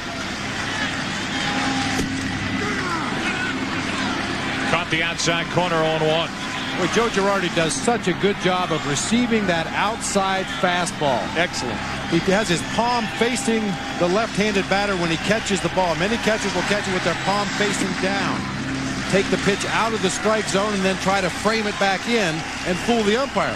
Girardi has that palm facing home plate and a stiff wrist when he catches the ball and locks the pitch right on the corner. Doc Gooden looking for his first postseason win. This is 7th effort. Falls behind Justice 2-1. I'm David Justice. I look for the breaking ball here.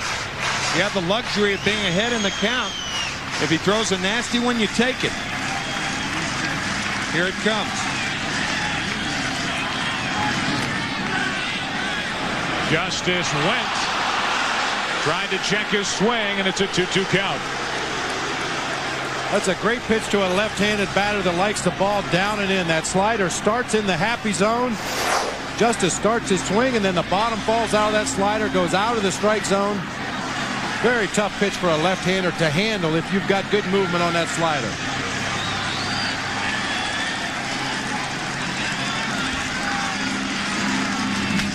The other way, but foul.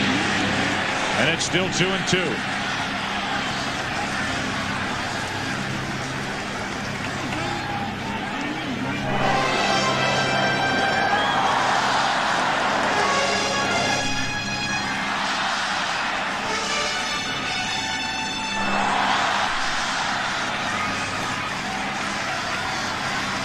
Thome struck out to start the inning. Now 2-2 on Justice.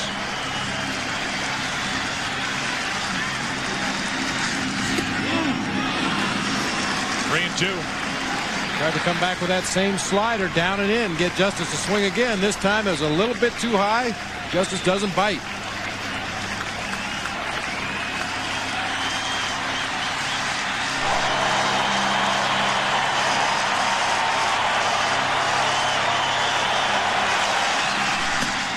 A one-out walk.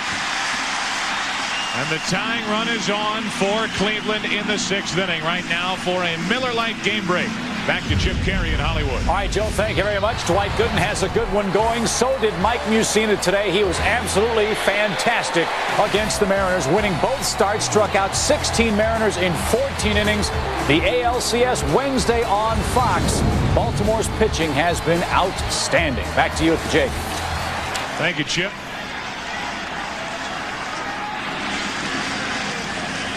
3-2 slider. Gooden wanted that pitch. It appeared to hang up a little bit too high.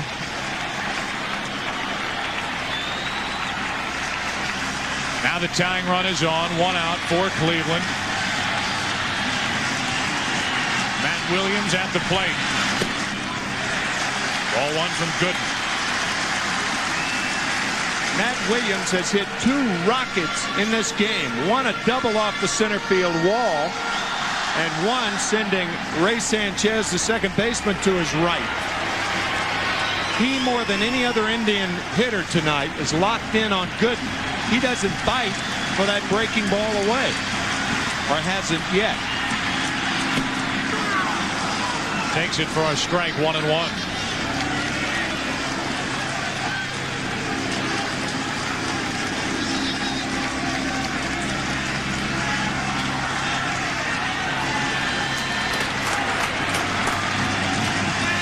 The scoring done in the first 2 innings. Yankees got 2 in the first.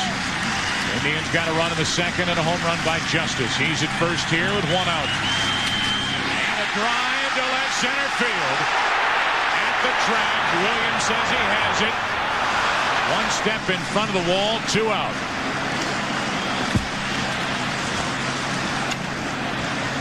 Matt Williams just missed hitting that pitch off the scoreboard.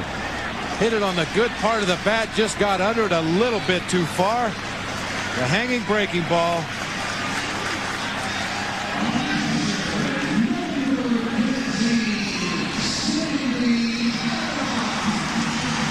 He knows he just missed one right there.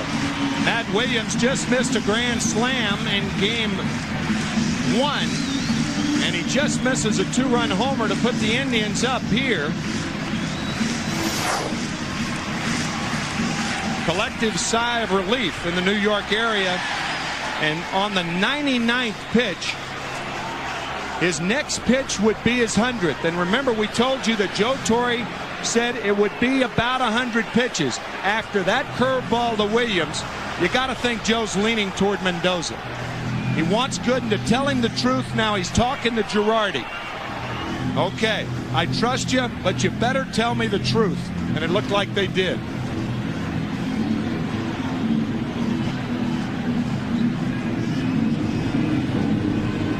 A similar meeting on the mound during last year's World Series between Joe Torre and David Cone. Although this situation not as tight. The tying run is on. 2 out. Sandy Alomar, who hit 21 home runs during the regular season, digs in.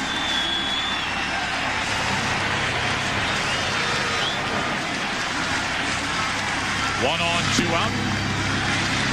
Ball 1 to Alomar.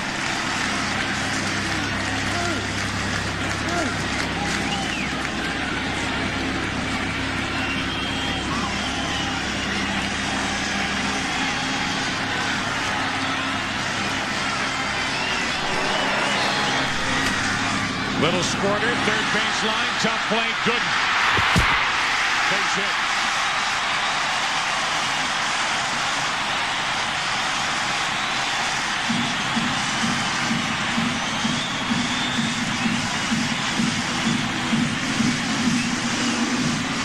Joe Torre looks like he wants to make a move. Does he bring in Lloyd to get Giles out of the game?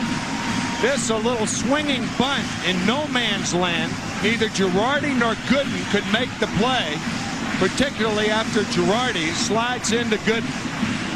I think you go with the left-hander, make Cleveland make a move, and put the right-handed batter in there.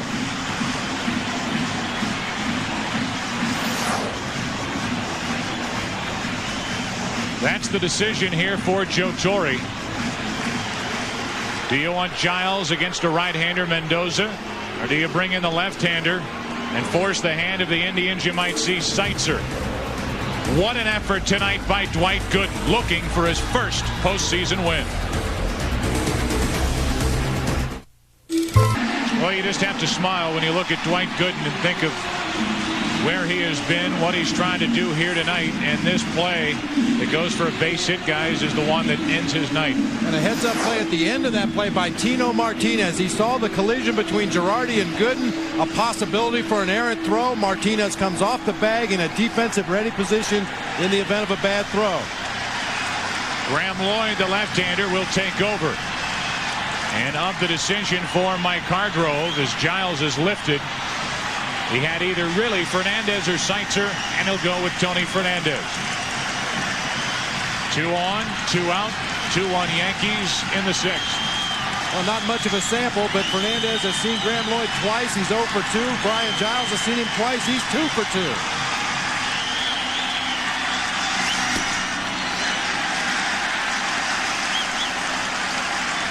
By going with Tony Fernandez, you're going with a guy who had 2 hits in Game 2 of the division series. And also, from a defensive standpoint, you can put Fernandez in at second base and move Biff Roberts into left field. So it's an easier manipulation of your defense at the same time.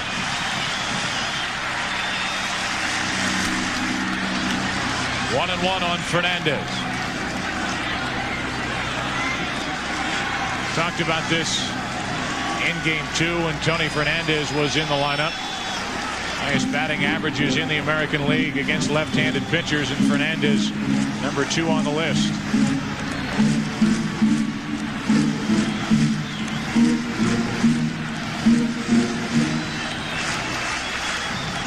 Dwight Gooden has handed this game over to a very capable New York bullpen.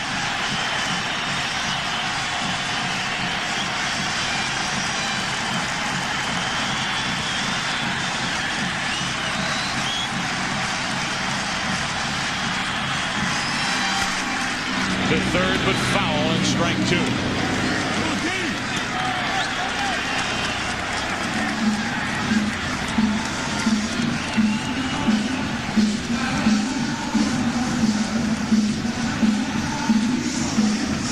Oh for 10 in the last last 2 games for the Indians with runners in scoring position.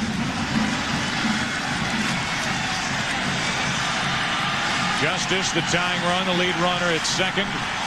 The go-ahead run is the trailer Alomar at first, and time call. Well, David Justice is not the fastest runner on this Indians team, but he is getting a great secondary lead off of second base. Takes his initial lead off right there as the pitch is delivered to home plate. He's getting 3, 4, 5 huge crow hops off of second base, and his momentum is moving towards third. And with 2 strikes and 2 outs, he'll have to be breaking as soon as Tony Fernandez starts that bat.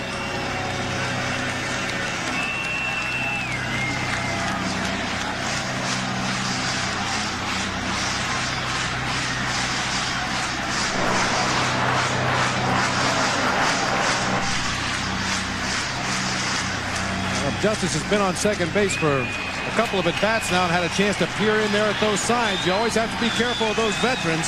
Perhaps relaying something to the hitter, Tony Fernandez. Already out with the word with Graham Lloyd. 2 on, 2 out.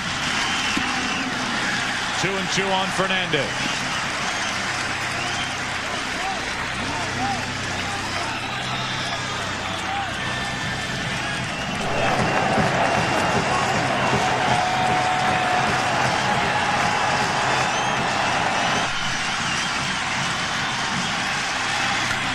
To the left side for Hayes. Good play to smother it. The bases are loaded.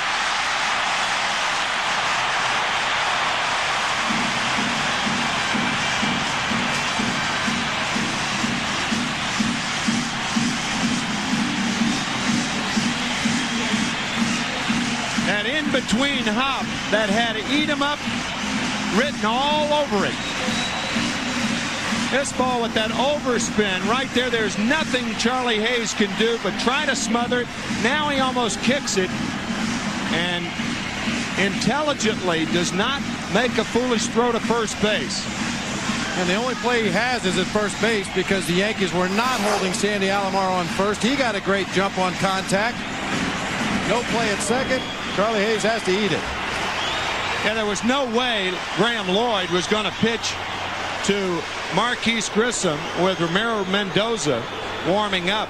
It's an error on Charlie Hayes, but a tough error at that. Tough error. He kept the ball on the infield, and it takes something else for the Cleveland Indians to do damage here in the 6th inning. Another pitching change for the Yankees. Bases loaded for the Indians when we come back. If necessary, that means if Cleveland wins here tonight, it comes down to 1 game between the Yankees and Indians, and you will find it here on Fox tomorrow, 8 Eastern, 5 Pacific. Hope you join us if it is played. The Indians and their fans hoping that is the case as they have loaded the bases with 2 out here in the 6th inning, and they will deal with sidearm pitcher Jeff Nelson. I think Joe Torre feels this is a better matchup against Marquise Grissom than the hard-throwing sinker ball Ramiro Mendoza. Marquise Grissom, a good fastball hitter. Jeff Nelson with the sidearm delivery. Throws the fastball, throws that frisbee breaking ball, a very flat, wide breaking slider. A better matchup against Marquise Grissom. You know, this may be going too much into it, but what may enter Joe's thinking is that Mendoza's sinker is so good and Grissom's speed is so good that a high chopper with the bases loaded could score a run of the infield hit variety. Maybe. 3 grand slams in his career. Just looking for a hit. Bases loaded, 2 out, 2-1 New York here in the 6th.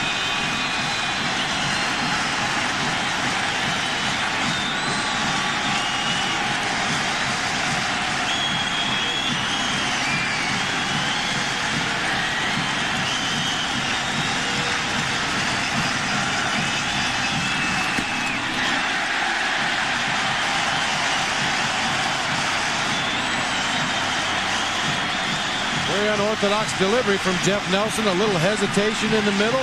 Drops down low 3/4 at times all the way down to sidearm. 90 miles an hour and a strike on the foul ball. 1-1.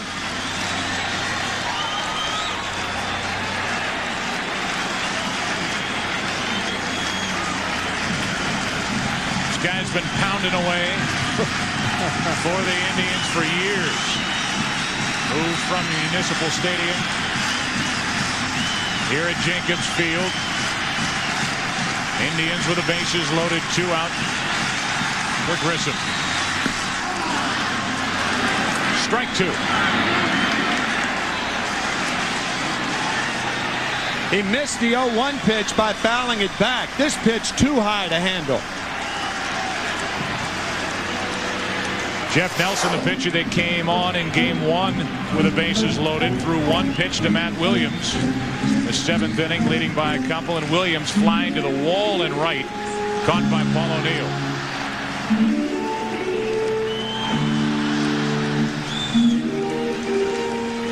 Gooden started the inning. Lloyd in the middle, and now Nelson trying to end this long 6th.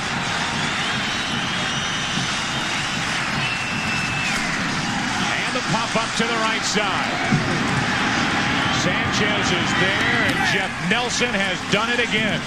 Doc Gooden still in line for the win. It's up to the Yankee bullpen. Back for the 7th after this from your local Fox station.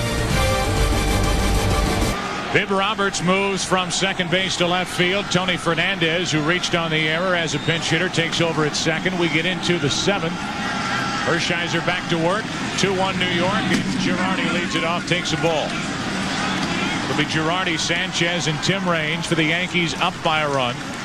Just to put a cap on that 6th inning for Cleveland. A pop up by Grissom. They've now left 8 and are 0 for 7 with runners in scoring position tonight. Girardi grounds out to start the 7th inning. We talked about it before, and in the 1st inning, Brian Giles comes up with a defensive play of the game. Valentino Martinez at home plate. At the time, it was 2-0 Yankees. That would have made it 3-0 or 3-1 right now at the very least. So even though Brian Giles is out of the ball game, he has contributed mightily so far tonight. Hershiser has retired 10 in a row as he deals ball 1 to Ray Sanchez.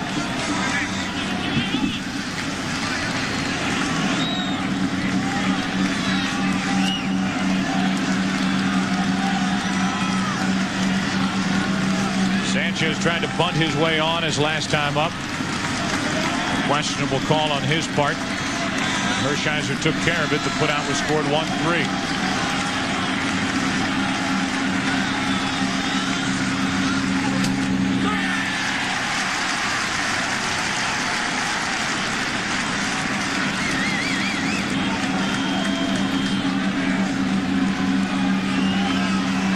Tim Raines will follow.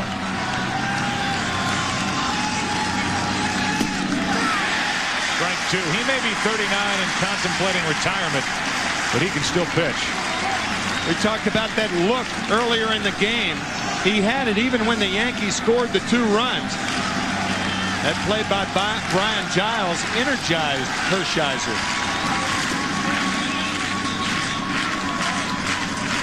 Felix in his bag of tricks. You may have noticed the last couple of innings, Hershiser has started to drop down himself on some of the pitches.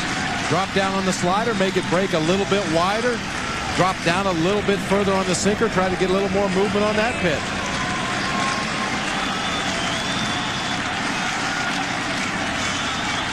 Mike Jackson, Paul Ossenmacher ready for the Indians here in the 7th.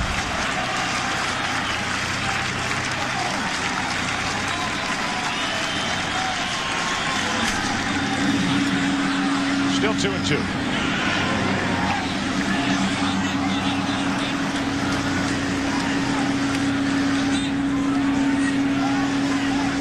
Checking the charts, checking all those statistics and numbers that they have available on the bench, the matchups. Yankee hitters against Mike Hargrove's pitchers. What changes may Joe Torre make should Hargrove decide to go to the bullpen?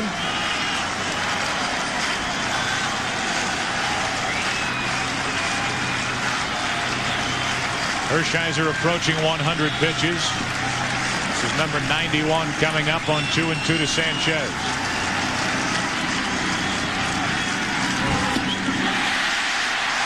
Two out.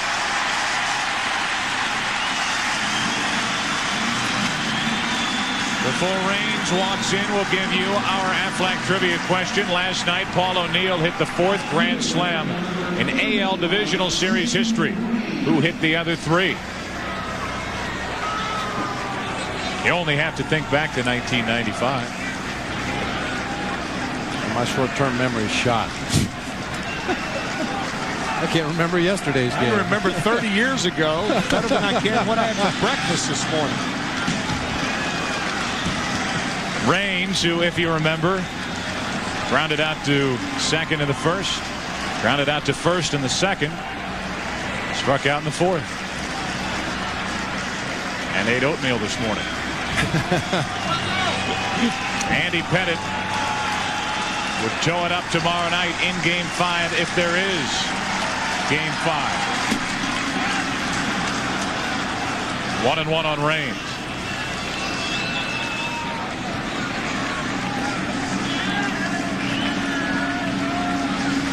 Jared Wright will do the same for Cleveland.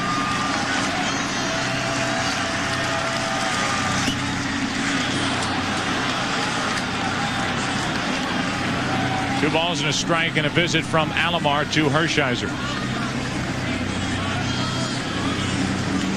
Up and down this Yankee lineup. Take a look. Raines hitless. Looking for his first right here. Jeter a couple of hits early. Paul O'Neill gets in on the fun again with one of the first inning RBIs. Cecil Fielder has the other.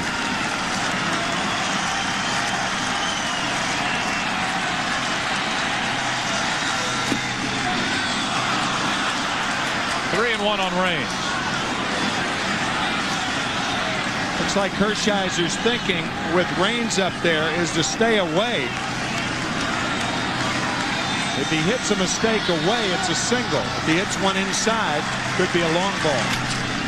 Into left center field, a hit. First of the night for Raines, and as Grissom bobbles it, Raines took a wide turn, but he's at first with 2 out. Well, have you thought about it long enough? Our Aflac trivia question. Last night, Paul O'Neill hit the 4th grand slam in AL Divisional Series history. Who hit the other 3? Edgar Martinez for Seattle. New Yorkers remember that. In October of '95, Bobby Bonilla. Last year for Baltimore, Albert Bell. Last year for the Indians. On our Aflac trivia answer. You could run that recorder back again for Joe Torre talking to Doc Gooden. How do you feel? Joe talking to Doc. Doc said he feels fine. The same answer, too.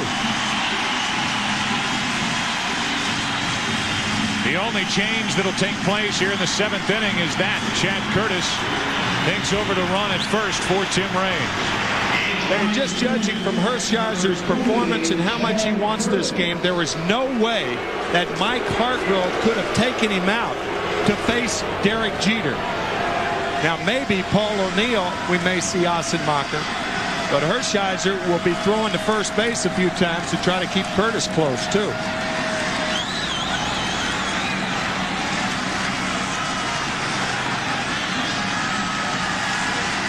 Jeter's 2 out of 3. Hard hit, but Vizquel takes care of it to force out to end the inning. It's a beautiful night in Cleveland, and it has been a fun night in Cleveland from high above. Our shots are from the Goodyear Blimp, Stars and Stripes. Our thanks to Captain Esch and the entire crew. The beautiful shots they have provided Fox Sports here tonight. Jacobs Field in Cleveland, Ohio. We move to the bottom of the 7th inning. Top of the order, Roberts, Vizquel, and Ramirez. Yankees leading 2-1. Nelson back to work in ball 1.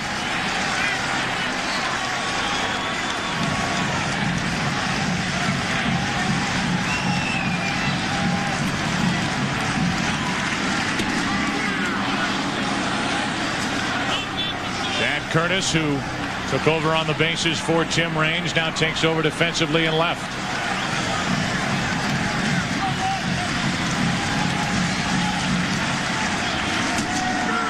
Strike 2 from Jeff Nelson. Very nice looking backdoor slider there from Jeff Nelson from the Laredo angle, the sidearm slider, starts off the outside corner, nips the outside corner. Can't reach it. Breaking ball and a ground ball to Sanchez. Viv Roberts tonight is 0 for 4.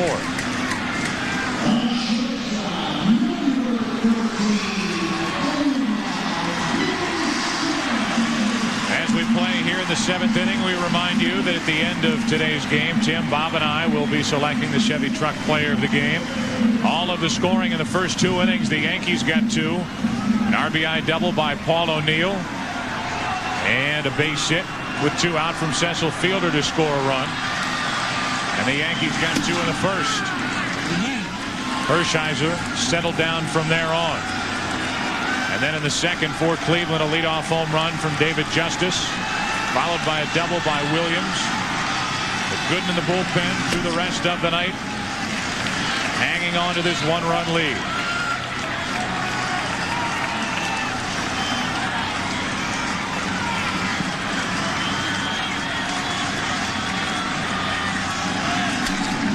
Hard hit to the right side. Sanchez. What a play, but safe at first.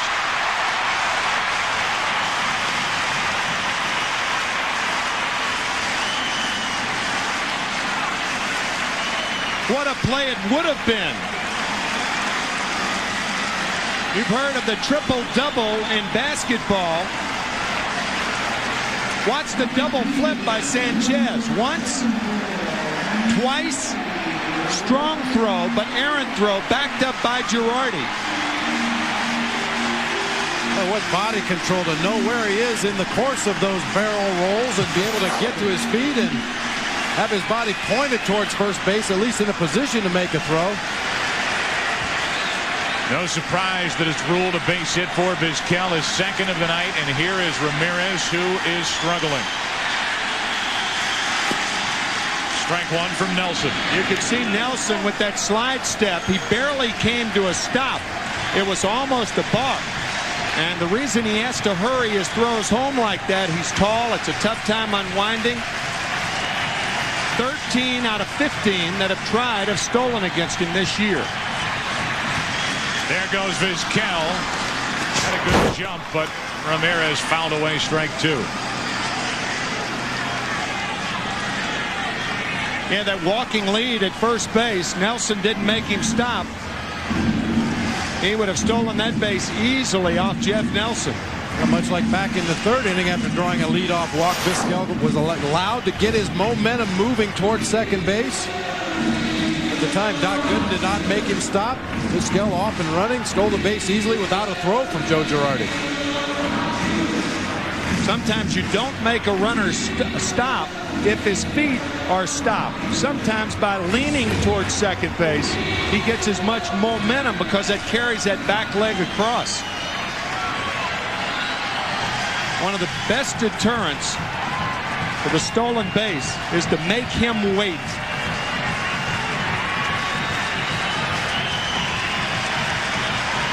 Tying run is Vizquel at first with 1 out. Yankees leading 2-1 in the 7th. 0-2 on Manny Ramirez.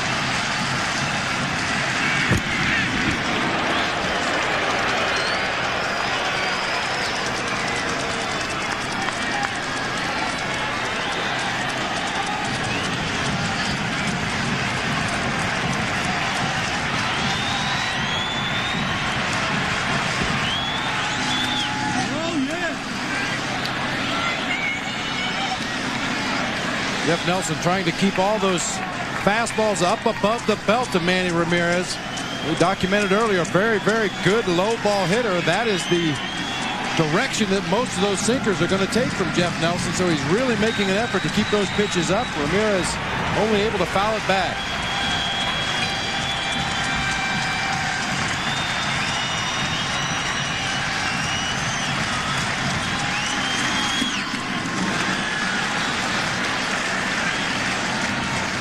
Hear that expression often when describing a pitcher, sinker slider. Nelson has a tailer more than he does a sinker. His ball tails in on the right-handed batter rather than sinking in like a guy like Ramiro Mendoza's pitches do. Vizquel running, and he'll have to come back. A perfect example right there, Tim. That ball starts out over the heart of the plate and tails back in, jamming Manny Ramirez, and once again a great jump by Vizquel. Here's the pitch. You'll see that fastball starts over the heart of the plate, runs back in just enough that it hits down near the trademark, turns into a foul ball. Boy, Vizquel had a huge jump once again at first base.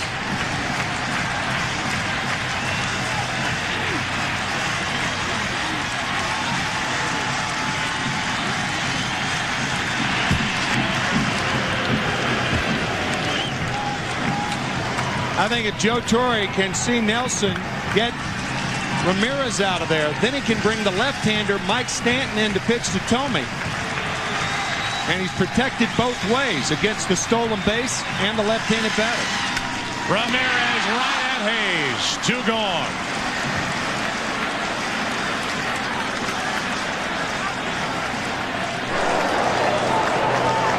This ball is smoked, folks.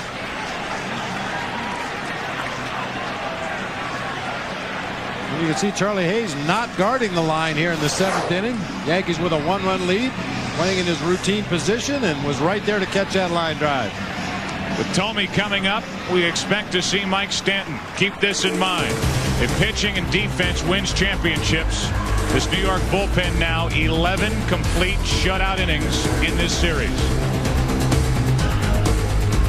Games, the Yankee bullpen 9 2/3 innings pitched. No runs allowed.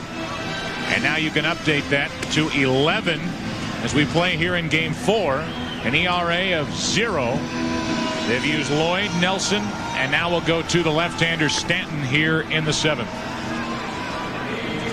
Not only does this give Joe Torre the lefty-lefty matchup at the plate, but also with Vizquel at first base, the great speed. He's had a great jump a couple of times during the course of the at-bat to Manny Ramirez on foul balls.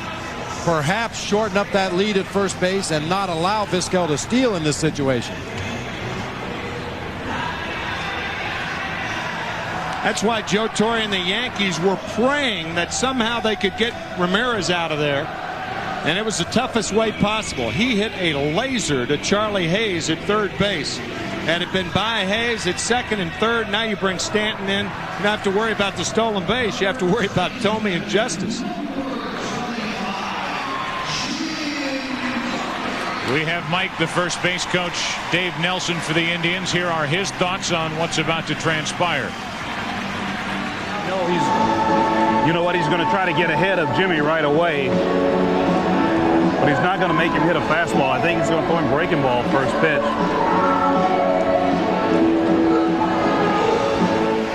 I think what Dave Nelson's trying to do is to determine, along with Vizquel, what the best pitch to run on would be. If you can pick the breaking ball up, it's slower. The chance of it being in the dirt is better. So that's what he's talking to Vizquel about. If you're going to choose a pitch on which to run, choose the breaking ball. Tying run at first. 2 out here in the 7th. Now there was that 5-1 sign for the pickoff again, but a little twist. Joe Girardi made Mike Stanton shake his head before signaling for the throw to first base. Plant that seed in the runner's mind that the pitcher is shaking off a pitch, right? Because you normally wouldn't shake off a throw to first base. Another one. Here it comes again. Now this was the first pitch. Mike Stanton on the mound. Vizquel at first. Joe Girardi. Watch him shake his head back and forth. Mike Stanton shook his head no, which usually would indicate he was shaking off a pitch, trying to decoy that runner.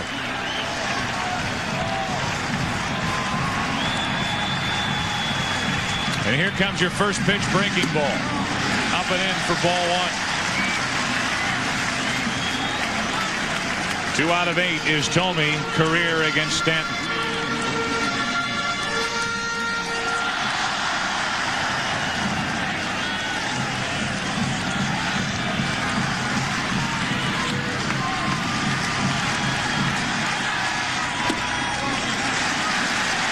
Two 2-0. Oh, those tangled webs we weave when first we practice to deceive. Well, Vizquel doing a little deceiving of his own down at first base. He took a leadoff as if he was going to delayed steal that time. Yeah. Took a couple of big crow hops off the bag and then froze, waiting to see what happened at home plate. Over the outside corner for a strike. 93 miles per hour from the left-hander. It's 2-1. More deception than Langley, Virginia. Wednesday night, the ALCS opens near Langley, Virginia, in Baltimore.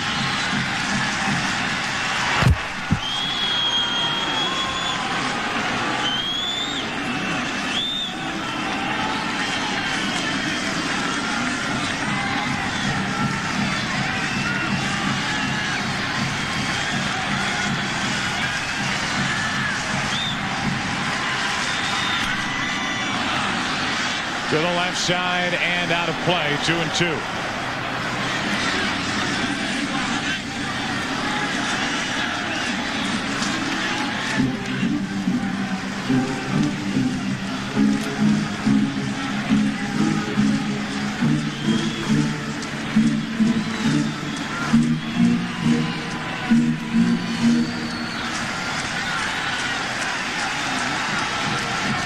Tomey, who hit 40 home runs during the regular season, has Vizquel at first with 2 out and a 2-2 count. Stanton blows him away.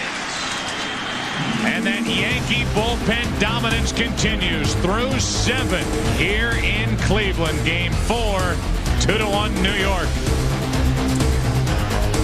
Our game summaries, we get into the 8th inning here in Game 4 with the Yankees trying to close out this division series. New York 2 runs on 4 hits in the first inning. Doubles by Jeter and O'Neill. They lost a man at the plate. That was Martinez. David Justice, the only RBI for Cleveland, a solo shot in the second. Orel Hershiser, what a turnaround after the first 2 innings. In fact, at one point retired 11 in a row. He is finished after 7. And Doc Gooden is in line for his first postseason win if the Yankees can hang on. And as Paul Assenmacher takes over, you have to ask the question, although you can't say it's likely, but you have to wonder, did we just see last inning the final pitch in Orel Hershiser's career? He is seriously contemplating hanging it up at the end of this season. And keep in mind, there will be 2 more teams added to Major League Baseball next year, and pitching is always at a premium, especially veteran pitchers that know their way around the game. O'Neill starts the 8th inning with a base hit to center facing Assenmacher.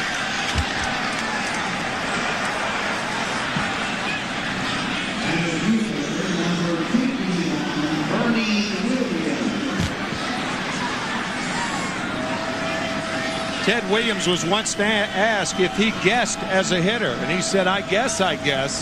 Well, Paul O'Neill came up to the plate looking for a fastball then and smoked it to center field. Otherwise, you can't hit it if you don't look for a fastball off Assenmacher because he throws so many breaking balls. Here's Bernie Williams, 1 on, nobody out. Yankees trying to pad their 8th inning lead.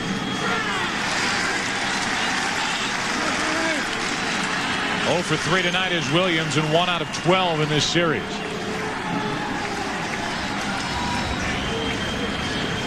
Mike Jackson getting ready. So you've got Williams up now. Tino Martinez, a left-hander, on deck.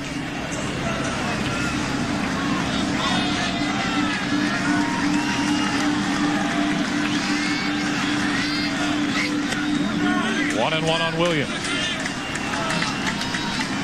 Well, Paul Assenmacher had been so effective throughout the regular season for Mike Hargrove and the Indians, but in the postseason, 2/3 of an inning in Game 1, gave up a hit, a walk, a run scored. 2/3 of an inning in Game 2, walked the batter, and he later came around to score when Jose Mesa hit Mike Stanley with a pitch with the bases loaded.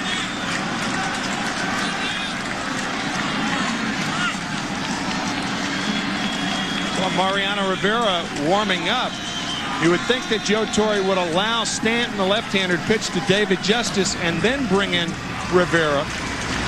No more than 5 outs he'd have to record in a 9-inning ball game.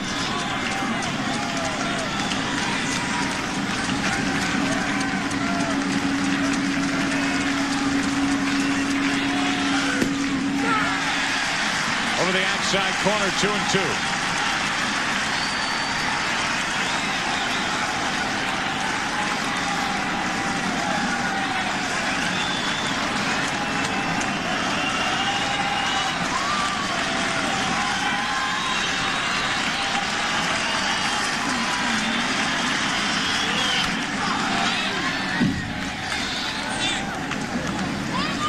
Take a look at the list for the Yankees. Postseason home runs. The all-time leaders, Mantle out in front by 3 over Babe Ruth. And at the bottom of the list, Bernie Williams with 8. Of course, extra rounds now with which to work. But Bernie Williams still very early in his career. Bob, how would you rate the pickoff move of Paul Ossenbacher? Well, on a scale of 1 to 10, 10 being the best, I'd say it's probably about a 2. All the things that a left-hander tries to do to disguise his pickoff move, Paul Ossenbacher does not do.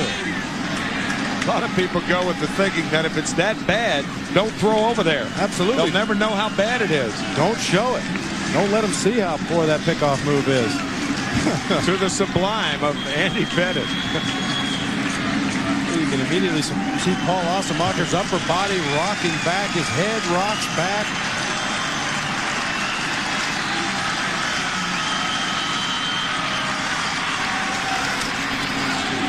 Still 2-2 on Williams.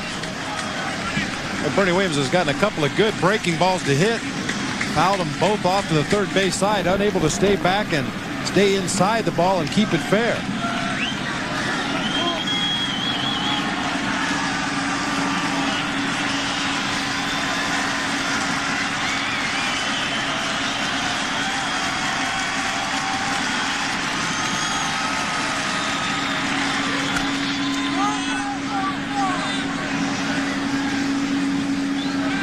The approach on that slider from Paul Ossenbacher. Bernie Williams continues to be out in front, hit the top half of the ball, foul it off, foul it off, foul it off.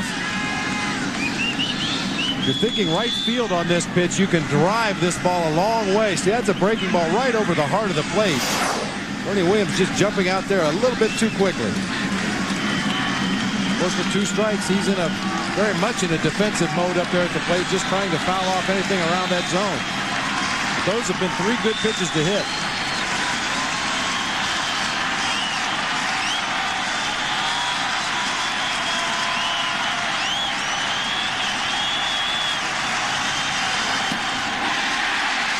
One away.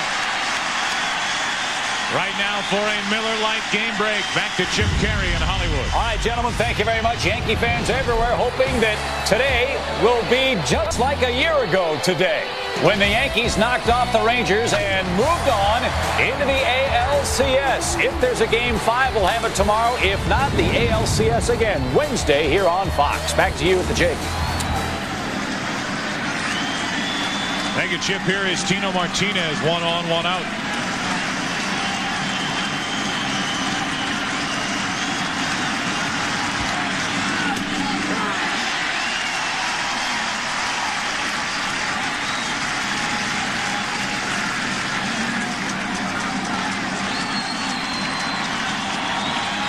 Likely the last hitter for Ossenbacher. 1 on, 1 out. Cecil Fielder on deck, and Mike Jackson in the Indian bullpen. Strike 2.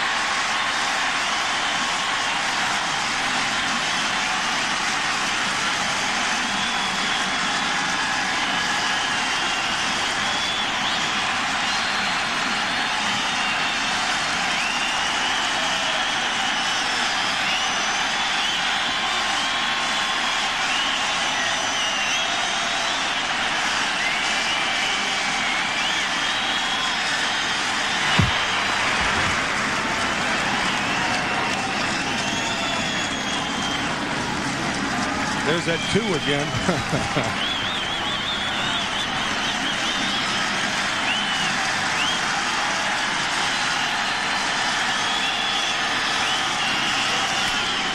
Had him reaching, and it's foul. Interesting thing about that play is Dave Phillips is not supposed to make that call. The home plate umpire is supposed to make it, before it gets to first base. And you could hear Dave Phillips making the call first. Watch home plate umpire Greg Koss. See, Dave Phillips is not following Koss, the home plate umpire. But before the ball gets to first, it's the home plate umpire's call, not the first base umpire.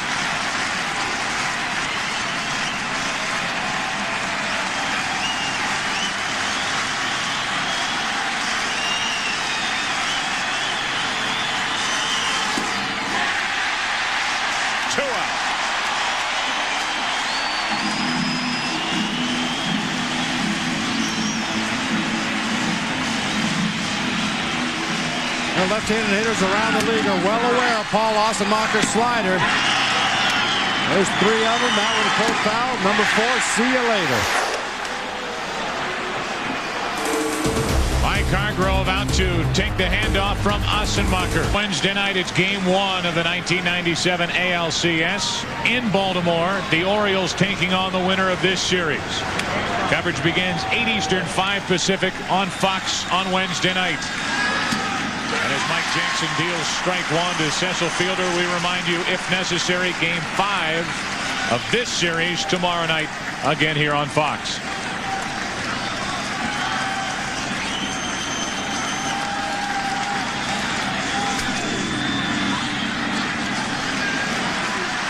Quickly an 0-2 count. And that's probably the last fastball Cecil Fielder will see during the course of this at bat.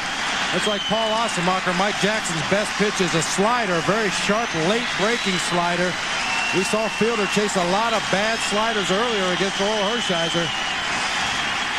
I wouldn't expect him to see another fastball this at bat.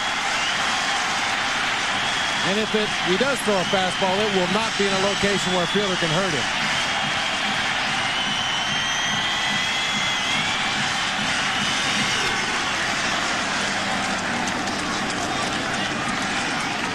That was a mistake with the slider. That slider not where Mike Jackson wanted it, with the count, no balls and 2 strikes. Look at Alomar sitting off the plate away. That ball tails back over the plate, really backed up over the outside part of the plate. That slider was hittable right there.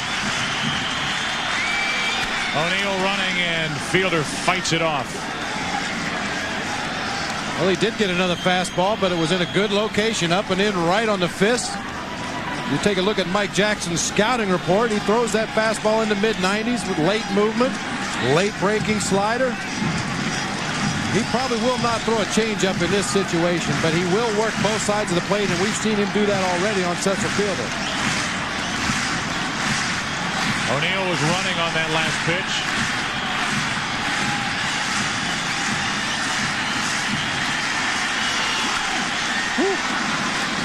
In on his hands, and it stays 0-2.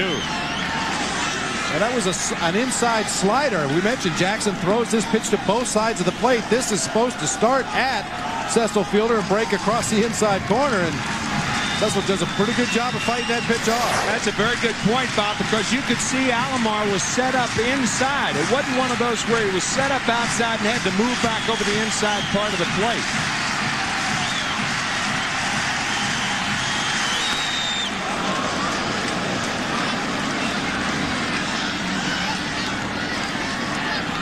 For the second year in a row, Mike Hargrove and the Indians facing elimination in the division series round, losing 3 games to 1 a year ago to the Orioles.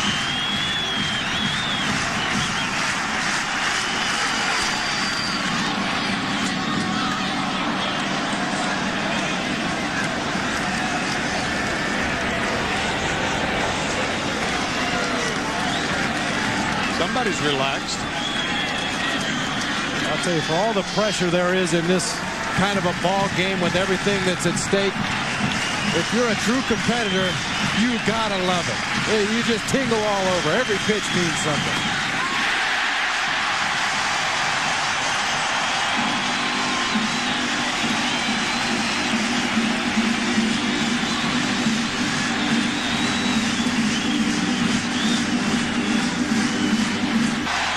One of the best baseball cities around the major leagues. They pack them into Jacobs Field night after night, day after day. The biggest crowd ever at this ballpark. Saw game 3, 45,274. Just a little less tonight, 45,231. We are into the bottom of the 8th inning. Justice, Williams, Alomar. Stanton back to work.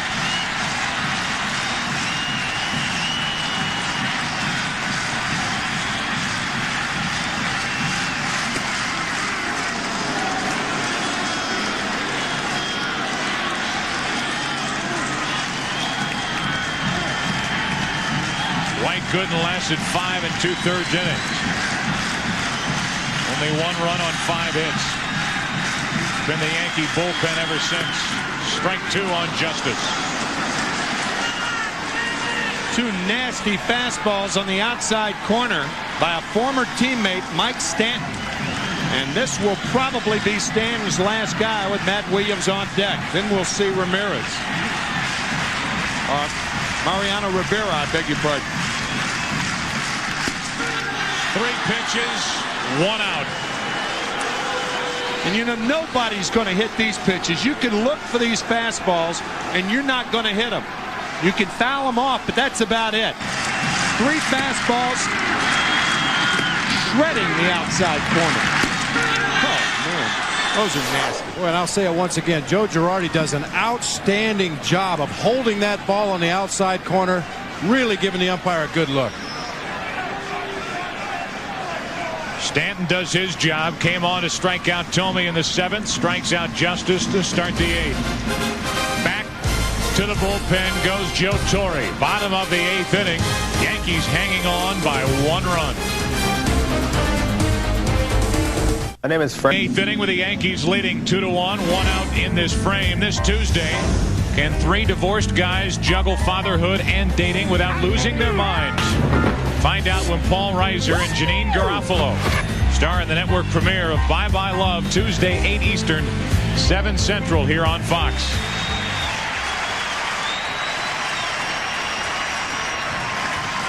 Mariano Rivera with that high fastball. Hey, I don't know about you guys, but it seems like the last 5 half innings have been bottom of 9th innings. That's the way it's felt. Back in the 6th inning when the Indians left the bases loaded. In the 7th inning when they had 2 pitchers from their bullpen. Both Nelson and Stanton, and now here in the 8th. And a strike on Matt Williams, who's 1 for 3.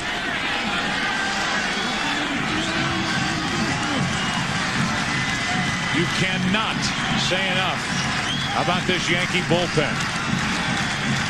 Now 11 2/3 scoreless innings in this series. That'll get out of play, and strike 2 on Williams. Tim, you mentioned that high explosive fastball from Mariano Rivera, but I think that second bullet point, the fact that he lulls the hitters to sleep with that deceptive motion, he hides the ball very well, and in order to be successful, you have to make him get the ball down in the zone. It's almost like he's using someone else's arm when he throws. How can a guy that thin throw that hard? And you can see the sign from Girardi, fastball, and he put his palm towards the sky, lift it up, get it up, get it up. He has Williams set up at 1-2.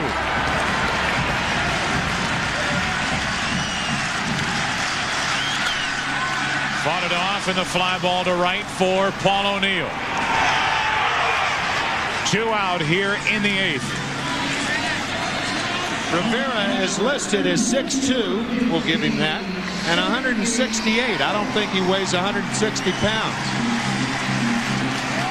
Now, how can a guy with his frame throw that hard? It's really remarkable. Hear a lot of big league ball players say the same about Pedro Martinez of the Montreal Expos. Right. 96 miles per hour from Rivera, ball 1 high to Sandy Alomar. Jose Cardinal always working to position that defense. 2-0 on Alomar. the thing is, with Rivera pitching, you don't want an overshift too much. Play guys straight away. Make them catch up to the fastball.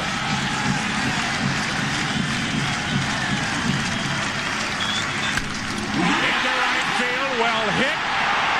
Track, wall, tied.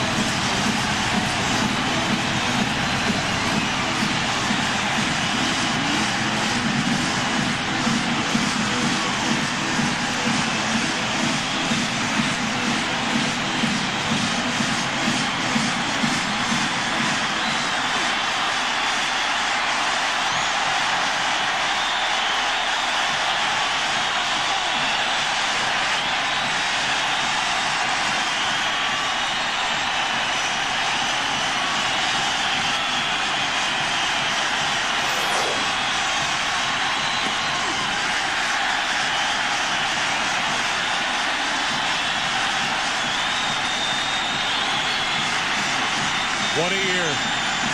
What a year for Sandy Alomar Jr. Now Fernandez. The final out in the 8th inning.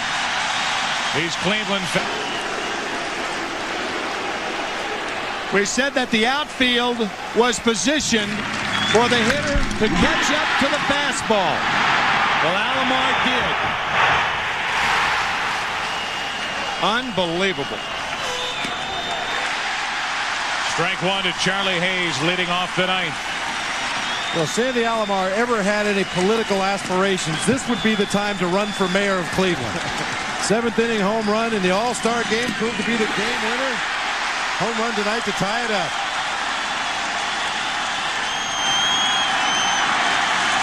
Here's Joe Torre's reaction.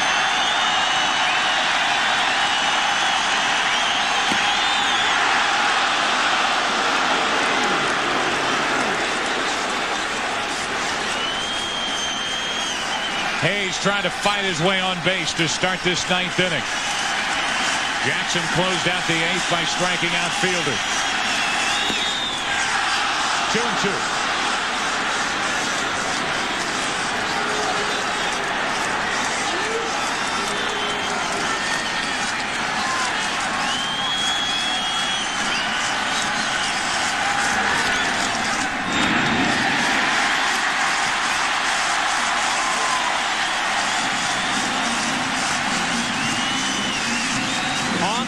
At the right time was Jim Thome. Mike Hargrove put him there. Had he not been there, that could very easily have been a double for Charlie Hayes. Well, Mike Jackson does such a good job of setting up that slider. He threw 2 fastballs just off the outside corner. Comes back with the slider a little bit further inside, but moving away. Got the defensive swing from Charlie Hayes. Now Girardi takes a strike.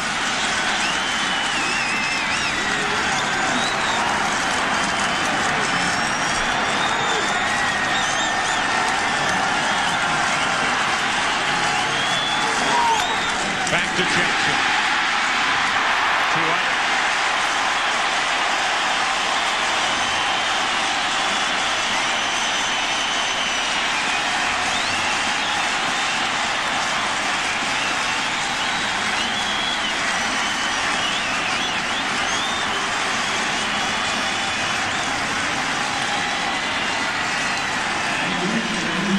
The number 9 hitter, Ray Sanchez, with 2 out, nobody on here in the top of the 9th. Game tied at 2. And now Matt Williams turned to guard the line down at third base, taking away potential doubles.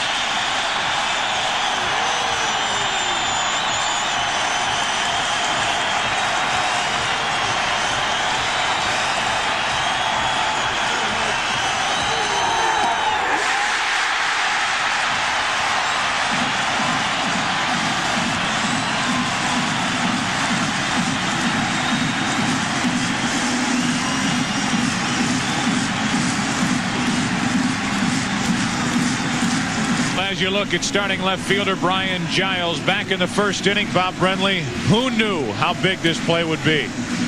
2 runs already in for the Yankees. 2 outs, runners at first and second. Charlie Hayes with a base hit to left. Brian Giles comes up firing and guns out Tino Martinez at home plate.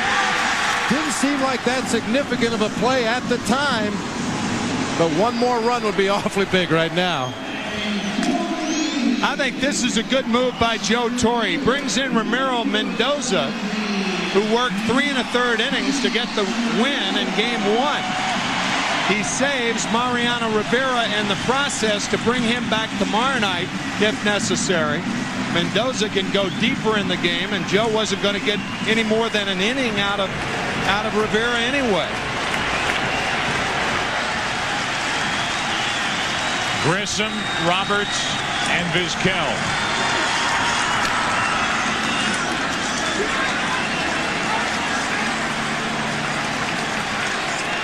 The numbers for Grissom, and as you watch Mendoza pitch, realize the job he did in game 1. Only Brian Boehringer is left out in that bullpen for New York. Mendoza was our player of the game in game 1. He got the win. Little flare off the bat of Grissom, falling in a hurry, base hit.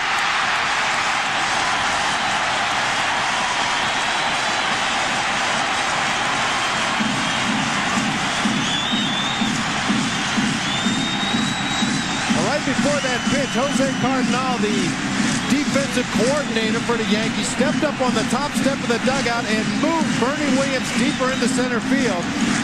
Marquise Grissom gets jammed. It's a little floater out there. Ends up with a base hit. I don't know that Bernie Williams could have made the play anyway, but the Yankees were playing deep. Now you expect the bunt from Bip Roberts. Potential winning run at first with nobody out in the 9th. I think if you bunt with Roberts right here, what you may have is the Yankees pitching to Omar Vizquel, because you've got the heart of the order after him. Perfect bunt. Sanchez, a heck of a play to complete the sacrifice 4-3. And down to second is Grissom. Roberts did his job. Only the good fundamental play of Ray Sanchez allows him to make this play a great bunt out into no man's land. Sanchez did not cheat towards first base early. He started to move that way, but he was not running across the infield. That allowed him to change his direction, come back, make the barehanded play on the great bunt by Bip Roberts.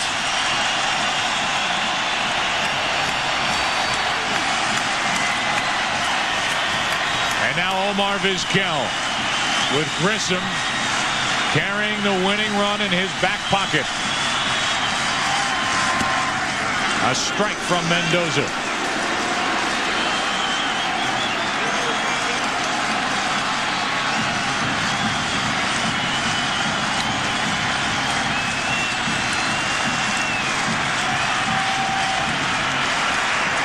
Bernie Williams has moved up to where if the ball's hit hard up the middle, Bernie would probably have a play on Marquise Grissom if the ball's hit hard enough. Off Mendoza, base hit. There will be game 5 tomorrow night.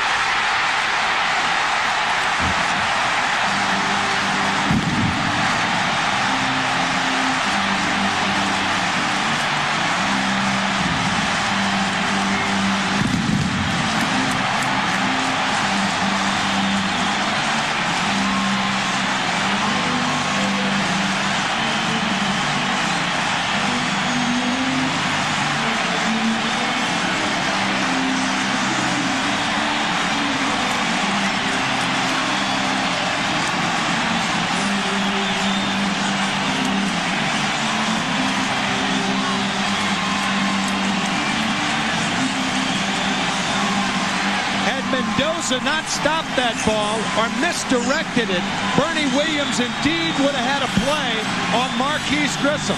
But the minute he gave a skate save, the ball hit off the backhand of the glove. Jeter could not change directions just under the glove.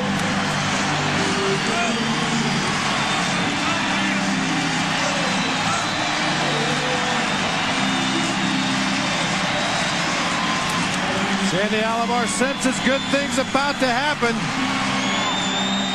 And he's the reason why they happen. 8th inning home run against Mariano Rivera ties the game.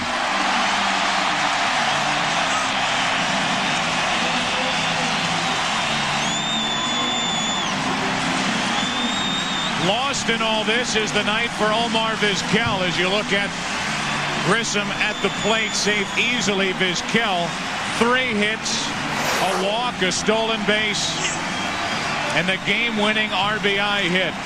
There is tonight's Chevy Trucks player of the game, Sandy Alomar. You could make a very strong case for Orel Hershiser.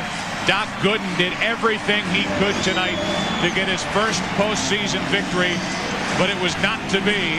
It was Alomar who went the other way off Rivera to tie the game in the 8th inning. It was also Sandy Alomar who made the tag when Brian Giles made the throw in the 1st inning. As you said, Bob, little do you know when that play happens how important a play it was some 3 hours and 15 minutes ago. You know, also lost in the shuffle here is the fact we documented early in the ballgame the Indians bullpen has not been getting the job done. The Yankees bullpen has. Tonight, Paul Ossenmacher, Mike Jackson step up in a big way, put some zeros on the board, and gave the offense a chance to come back and win the ballgame. We have enjoyed so much bringing you Game 4 and look forward to tomorrow night's game. We want to remind you that the senior coordinating producer of Major League Baseball on Fox and the producer of today's game is John Filippelli. Today's game directed by Bill Webb. The pregame coordinating producer Scott Ackerson, and the pregame is produced by Gary Lang, directed by Bob Levy. The senior producer of Fox Sports is Bill Brown, and the executive producers of Fox Sports, David Hill and Ed Gorin. Special thanks to Kathy Hunt, Lance Garrett, Steve Horn, Barry Landis, Derek Manning. A cast of seemingly thousands. Orel Hershiser did all he could. Dwight Gooden did all he could. And tonight, the 8th inning home run to tie it, the 9th inning hit to win it. And don't forget, we'll be back with more playoff action tomorrow night as these two teams meet again, 8 Eastern, 5 Pacific, in Game 5 for the right to advance to the American League Championship Series for a showdown with the Baltimore Orioles starting next Wednesday night right here on Fox. What a night in Cleveland, and this series breathes on to Game 5 tomorrow night. Pettit, Jared Wright, Jacobs Field. This place erupted on that swing by Vizquel